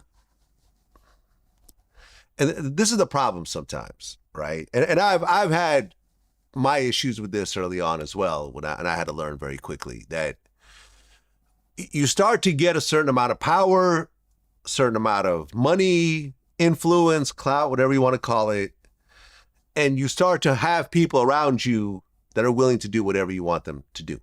And if you don't like someone, you could easily start pushing your weight around and start having people do all the stuff that you don't want to do yourself. Or they sometimes take it upon themselves to try to impress you. And it's very easy to get caught up in that power trip. You know what I'm saying? Like, I remember when I first started getting, established, and there were some guys I didn't like, and I was with one of my guys who just got out of prison, and it was like, we ran into him in a club, and it almost turned into an ugly situation. You been in a gang fight? Not in a gang fight at all. You was about to fight? No. Well, man, you be maybe. But I had to stop the situation from happening, and then in retrospect, I'm like, I could have gotten sued for that. Oh, yeah. Or someone could have gotten hurt or killed, or who knows? I'm looking at my friend who's got blood in his eyes. Like, I mean, he just got out of prison. He's into these types of situations. And it's like, it's very easy to find someone that'll do something violent for you. It's the easiest thing in the world with people in hip hop, especially. It's the easiest thing in the world. And I think that Young Thug, to a certain degree, got caught up in that. Now he's the hot dude, and he's got all these dudes, and it's like, this person, and he's beefing with YFN Lucci, but he's got all this power and whatever else. And it's like, next thing you know, everyone's in prison. And is it really worth it over some words, over some raps, over some social media posts? I don't think anyone's looking at the situation saying, yeah, we did the right thing. Yeah, we held it down. I remember at one point the lawyer petitioned the jail and said the Young Thug is being held in inhumane conditions. Yeah, and the jail responded saying, this is a holding facility, not the Ritz-Carlton. That happened in a Young Dolph case too. One of them guys filed. Yeah. Treat me right. I remember that. Yeah. You in jail, okay? No, it's not going to be nice. It's going to be fucked up. The food's going to suck. You're going to be you're not going to have any windows. You're going to be around a bunch of men. It's not what you're used to. You can't hop into your Bentley and go into your mansion. It's fucked up. Bunch of miserable men, bro. And I think that Thug is realizing this for the first time, probably, that like all this. Was it worth it? None of it's worth it. And I know YFN Lucci. I just interviewed his lawyer. Oh. Right. So I'd been doing interviews. Thug I don't really know. Thug I've never interviewed, but Lucci I know, and he luckily got out of this situation with 3.5 months left. But Thug, he's facing football numbers. Yeah. Unless he beats everything. But there's a murder involved. They just played a 911 call where the caller identified him as the shooter. There's all types of people cooperating. There's cell phone records. There's text messages. There's a lot. There's a lot. Yes, the trial is a little bit of a circus, but it doesn't mean that they're going to be found innocent. The jury is the jury, man. And I think everyone feels like no one gives a shit about, like, there's no, and I've been in court before. I've gone through trials. I've gone through civil trials. And I remember, like, if it has to do with a rapper, they'll ask each jury member, Are you familiar with this rapper? Do you have his songs on your on your Spotify? Yes, dismissed. You know what I'm saying? You're left with a whole bunch of people that are middle-aged, that are teachers, firefighters, construction workers who don't give a shit about any of this. They're just looking at the facts and going with what they feel. They mailed me a paper to go to be a jury, to be on a jury. Yeah, in Texas. I ain't answering because I was like, man, I'm on federal paper. See, because you got to keep in my state is clean because I've been locked up in the Fed half of my life. So they said, man, I was like, what do you want me to be? I said, I'm a civilian. I said, man, let me stop playing on people, man. Yeah, man, they said show sent me the papers though. Yeah, man, listen, I hope he ultimately gets out and me too, changes everything, and he's a great artist, and I get it, but you can't be out here thugging while you're a famous rapper. They learning that now. It's like everybody think that's the thing to do. Post this here, put the picture up, and then when the people come with all the evidence, be looking like my youngest son. My youngest son in the Fed right now. He have 15 years for a drug and a gun case, and he's fighting 2 homicides. Your son? My youngest boy. How old? He's 25. No, he's 26. 26. Were both of you in at the same time? No. So you get out and he goes in? No, yeah. Is that overlap? Yeah, no, he been locked up going on 4 years now. So while I was in the Fed, he got arrested. Yeah.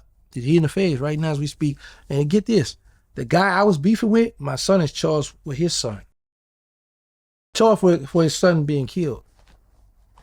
The guy I was beefing with. And are they saying that's somehow related or something? Or Yeah, because it's like an ongoing beef. So my son is charged with that. do you feel like you somehow failed as a father? You know why people say that? You know, I'm gonna be biased. No, because of this. I was young, right? And I didn't get a chance to raise him. So by me being incarcerated, it's like, boy, what you do? I did the best. Like I stayed in his life. I always bought everything for him. I made sure he didn't want for nothing. And he would trick me too. I mean, what you doing? Nothing, Dad. I just be riding my dirt bike. But all the while, he out the back on your project, so he hearing these stories. So, and out of they got a RICO case, right? And his indictment, they got him charged. They mentioned a murder him when he was 16, but they don't charge because he was a juvenile. But I told him, I said, listen, if you plead guilty, they're gonna take that murder, enhance you, and try to get you a license because they're gonna try to say relevant conduct, right? So he got that murder, but he was 16. But he got 2 other murders that they charging him with.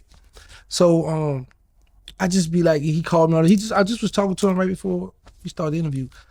I try to understand. I make sure he keep money. He got 2 daughters, so it's like a repeated cycle. When I left, they were babies. Now he's in jail around the same. I was 23, he was 22. Yeah, he got locked up. You know, so it just over and over. And I think about that. I be like, man, my boy. He be like, man, Dad, I wish I'd have caught you out there. I'm like, yeah, but you know, God do everything for a reason. So now you can get yourself together. And what I'm building now, so by the time you do come home, you can just come straight. You can't go to New Orleans. Just go here. yeah. Because he's just like how I was. Wow. And you know, this is what I was about to say. Out of everybody on his case, the RICO they have, right? It's like 11 of them on the case. He's the only one that they got pictures from social media and he got big guns in his hand on. It's like, bro, what you doing? Nothing, Dad. I said, what did I hear you on the show? Stop doing it. Dad, I ain't doing it. But he's the only one they got pictures of from social media with guns in his hand. Out of everybody on the case. Listen, I legally own guns in my house. You've never seen a picture of them, ever. Ever. I would never post my guns on social media. In fact, I mean, I've been in lots of situations where I've walked into studios or people's homes and there's guns laying out. I would never touch any of those guns. You got Draco? Nah, I ain't got Draco. You got a Switch? Nah. Oh, you got the shotgun? I got the pistol grip shotgun. Yeah, I got some handguns, you know? Yeah. I got some 40 cals. Okay. You know, but my whole thing was like Tony Yayo said this best. He said, it's not a toy, it's a gun. You don't put a dress on it. You don't play with it. I like when you interview him. Yeah, that's my man. I like He said, it's a gun. It's there for a specific reason. You know, you look at, for example, the Tory Lanez situation. This is someone who didn't understand that. He felt it was a toy. He felt he's going to wave it around. He's pulled out guns on people before. You know, a bunch of females get into an argument. He decides to pull out a gun and fire it off. And then someone gets hit in the foot. And now he's in prison for 10 years. You ain't see Wag say he got the paperwork that Tory didn't do the shoot. He said he's got footage. Yeah. When I see the footage, I'll believe it. So you think he capping? I don't know. When I see the footage, I mean, Wack has, most of the stuff that Wack has said has been verified later on. So I'm not going to say that Wack is not telling the truth. I have not seen it. Until I see it, I'm not going to assume it's real because ultimately he had a whole full-blown trial. And his lawyers had every opportunity to present all the evidence.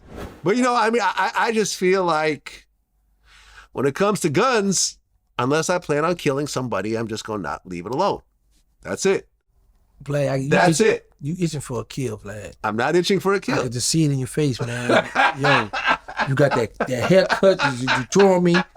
You got the little Rick Ross going on around. Yo, you itching for one, Vlad. I am not, man. I am not. But I'm also not going to sit by and let someone kill me. Right. That's how I feel. You want to defend yourself. That's how I Stand your ground. Stand my ground. Exactly. Okay. I should be in Florida right Would now. you empty the clip or would you just Yes, I'd empty the clip. Come on, that's an overkill, Vlad. Nah, Well, you know. Vlad, you listen to too many of these stories, man. Man, hey, yo, hit the man one time, 1, 2, and get up off me. But for you to hit 16 times, come on, Vlad. Yeah, it depends on the clip, right? Not all clips are 16. What you got, 10, 12? I think I might have 12. So you hit the whole 12? I think so, yeah. If you're already in the man's chest, you gonna put 12 in the chest? Yep. Oh, yeah, but Vlad, you, all right now, Vlad. I better not hear you blow blood. You gang banging? No, not at all. now. At all. You'll be out here banging now, Vlad. No, I'm 50. Oh, you 50 years old? Yeah, I'm 50. Oh, I thought you was in your 40s. I look good, man. I take care of myself. That's why I think you rocking that Boosie fade, man. Hey, I thought I was older than you.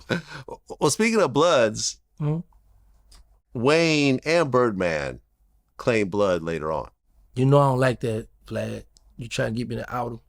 I'm not outing. I'm asking your point of view. I can't stand it. We didn't grow up gangbanging. We didn't have it in our city. I don't like that. I don't approve of that message. I am totally against that. So when you guys were coming up, no, we didn't have were there Bloods or Crips in New Orleans at all during that time? No, but there was some guys from California came, Crips come, and it was across the river. So it was a few of them. They had a little thing going, a little beef, whatever. There's a section in my city across the river in Mary Poppins where they pyro, but they be claiming they blood. They got red rags. When I was out, but they were just in there, like, you know, like that movie, like The Jungle, that movie, Training Day. Training Day, right? Yeah. And the one way out, they had a called Mary Poppins in New Orleans across the river, Jefferson Parish. Actually, you go in and out. But they had Bloods back in there. But it wasn't like how Birdman and Wayne them just made it like a fad and like everybody with the red rags and what's up, Five. You know what I'm saying? No, we didn't have that come. We had wards, hoods, third ward, fourth ward, neighborhoods, and you know, we didn't have the gangbang. They I don't like that. You taking, because here's the thing. We have affected the world with the Hot Boys, Wayne, Juvie back that thing up. BG the bling bling with Wayne. So here's some of the country boys from the city of New Orleans was able to. This how I knew. I was like, man, you know, you'd be like, Mama, I made it. I was standing in line, get ready to go to Chow. And there was a young boy from Atlanta, 25 years old. Right before I got out the feds, he was in front of me, a little taller than me, and on the back of his neck, I saw a Hot Boy. I said, wow. I said, this is something I come up with. It's on his tattooed on his neck. So I said, it says here. So when you it could influence the world to want to be a hot boy or a hot girl. Bling bling, or some of the stunting that Birdman was doing. Why would you want to take somebody else's culture and come in and put it in your community, and then you be quick to want to say, man, y'all the youngsters got to get y'all set together. Y'all got to, come on, man. You know, so they know I've been speaking out against that. I'm not with that. Yeah, I mean, listen, I've always thought that I never saw anything positive in that. Nah, I'm not with that at all. And I grew up in the Bay where there were no Crips and Bloods either, right? I'm so scared. It was neighborhoods. Vlad, let me tell you something. I got some red and white Louis Vuitton tenant. I was scared to wear that. I said, you know what? I'm going to California. I don't know. I'm going to see some Bloods, some Crips. I'm going to wear this here color here. So right. I want to wear all white. Nice and neutral. Yeah, I want to wear all white, but I was like, I don't need nobody. What's popping? Throw this setup over it. I don't know what to say. Hey, man, I'm Muslim, man. I ain't with that. But yeah, I don't like that. I've had a talk with Birdman about that before. I'm talking about whenever you ever talk, he'll tell you I've expressed my feelings to him about that, and he must say, yeah, you right, bro. We didn't grow up with that. But it's like he's so far gone. He's so far into it now. You know, 5-star. He's the biggest 5. You know what I'm saying? So they love him, but him and I have had side talks about that, like literally. Yeah, I mean, look, and they're not the only ones. People like Chris Brown. I'm like, yeah, bro. Later on, after they became rich and famous, it happens all the time. I've never quite understood it. I mean, I remember when I interviewed Wack, and we talked about this situation where, like, this argument we got into, and Ray J was on the phone. And I remember saying, I was like, look, like, the issue I had with Ray J was me and him. I knew Ray J from before. He was actually signed to the label that I was working at, SRC Records, and we had interviewed and we knew each other. And I'm like, my problem was that you're letting someone that works with you talk crazy to someone that you already know and have a working relationship with. And he goes, well, see, that's the problem. You're looking at as you're talking to Ray J and his manager, but Ray J is a Pyru and I'm a general, so he can't tell me what to do based on the gang thing. And I'm like, Ray J's a Blood? Okay, this is the first time I'm hearing about this. Oh, I didn't know he was a Blood. You know, yeah. Like I said, in the interview, I learned about it. I'm just like, I just don't get why someone later in life, I understand if you grow up with it. I get it. I totally get it, right? I understand why Wack 100 is who he is. He grew up in Pacoima in this neighborhood, and I get it, right? But I don't understand why later on in life, when you're famous and you have money, that you somehow affiliate yourself with something that's going to really, I think, only cause problems to you. You know what it be, Vlad? First of all, a lot of rappers, even singers too, with Chris Brown, they want to live out their raps or their songs. Because, man, like, when I was in prison, I never wanted to use a cell phone because I was scared. I didn't want to get a write-up. I didn't want the people to fire and find my number and get me in trouble. So I didn't learn, like now I don't have I have an iPhone. I just use it to record my podcast with it, but I don't know how to work. It's too much on it. I like my Galaxy. So I'm still learning a lot of the social media stuff. So with social media, everybody watching. So it's like you got a point to prove. Like, you really a gangster, you really a stepper, you rap about spinning the band. Do you really do that? So now you got these youngsters looking at you like, I like you, I look up to you, but do you really spin that big? Do you really have a switch? Do you really have the clip with the balls on it and all these old foreign guns? So these guys got to step up now because they traveling now. When you travel, you got homies that's posted up like, oh, you in my city, you know, what's up, blood? You know, they really pulling up on these people now, so they got to really live that stuff, you know? Birdman, what I'm disappointed, he come from that. You been around there, you gangster, you from the streets, and you making money. He was all in my paperwork, man. They wanted me to tell on these people, but them locked up. I could have been a Birdman. So for you to still do that, I'd be like, what the, you know? So, and we've had these talks, you know, but it's just out of my hand. Like I said, I'm always speak out against it. Like I say, Vlad, I don't buy friendship, it's too expensive. I'm by myself, I'm building my own empire by myself, so I don't care who get mad, who I offend, because nobody take care of me. I take care of myself. I just feel like once you affiliate yourself with a gang, you open yourself up to extortion on one level or another. Oh, you won't pay that money. Them boys ain't about to let you. You know, you then have to pay this person. And look, like me and Wack, we were on bad terms for a decade. At no point did I go to like a Big U or another, you know, or a tradee or another gang person that I knew that I had a good relationship with. Hey man, listen, can you handle the situation for me? Because I knew that at that point that I would owe them something. You gotta keep paying. Nah, I said, look, if I got a problem with someone, I'm gonna handle it myself. I'll hire my own security. And if we run into each other, then I'll deal it with my own people who I pay for. There's no big favor later on. I'm paying you to do this, and I expect you to deal with the problem as it comes. And you know, and that's the way I've always handled it. So it's safe to say you're not gonna let nobody extort you. No, that ain't happening. It's not happening. You ready to step? I'm ready to do whatever I need you to a do. Gangster, Vlad. Do whatever I need to do. You know? Because I mean, think about it, right? You want some beef, huh, Vlad? This is what really like kind of opened my eyes a little bit. Like I was in New York, and one of my head security dudes in New York is actual NYPD, and he told me NYPD is the biggest police force in the world. Wow. Not just in America, in the world. Wow. What gangster is going to go up against NYPD? Seriously. No. You going to shoot a cop? Nope. You going to beat up a cop? You have a few little nuts that'll try to fight cotton seed now. Yeah, you got some dummies out there, but do they ever get away with it? Birdman told me that a long time ago. He said, man, you know what? When I put in their time, I get the police, because when I get escorted with the police, they be scared of them blue lights. Exactly. I thought about it. Everyone's scared. I said, he right, because even me, I step. But when I see them cops, oh, no, I ain't doing that, man. I ain't going to jail. NYPD got surface-to-air missiles. That's why I got a problem with They checking got in. tanks. They got helicopters. Facts. Come on, man. I don't care how many switches or whatever else you got. The police department of that city will outgun you, and they'll put you in jail. So, Vlad, what if somebody, you pull up at somebody and say they tell you got to check in, you going to check in? I don't check in anywhere. But on the airport, that's the only time you check in the airport? I check in, right. I check my luggage in. I don't check in. I don't, man. And I think, and that's the problem, because I think like a lot of these dudes are so scared to say that they're with the police or whatever else. But you look at, for example, the Quavo situation. Not the Quavo situation, the Takeoff situation. Right? With Quavo. If you were taken off, if you had taken away their homeboy security, you know, their homie with the dreads who pulled out a gun prematurely, I feel, and you replace that person with an actual police officer who pulls out a badge when the argument starts, everything would have been diffused.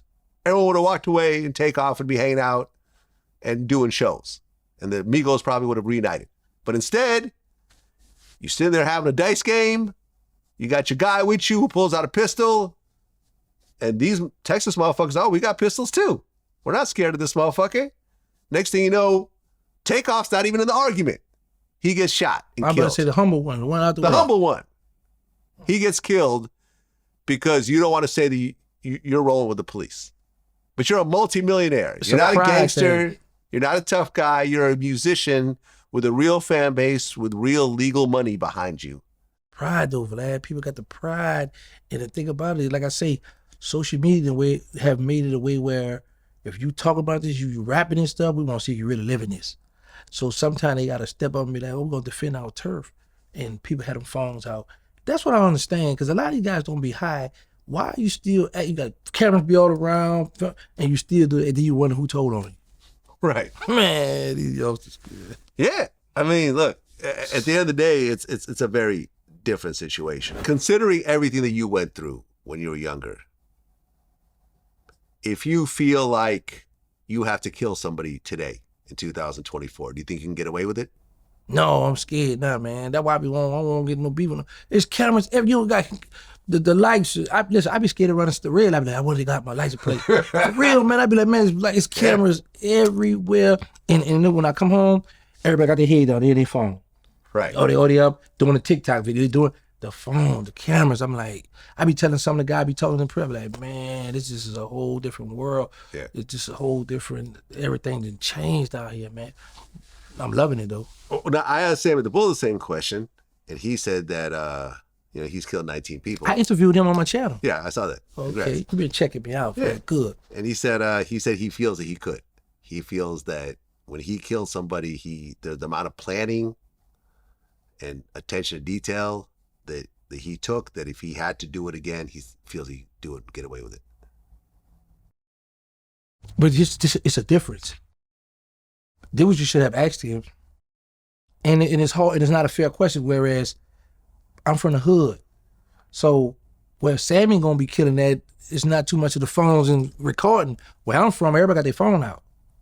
Everybody live on their phone.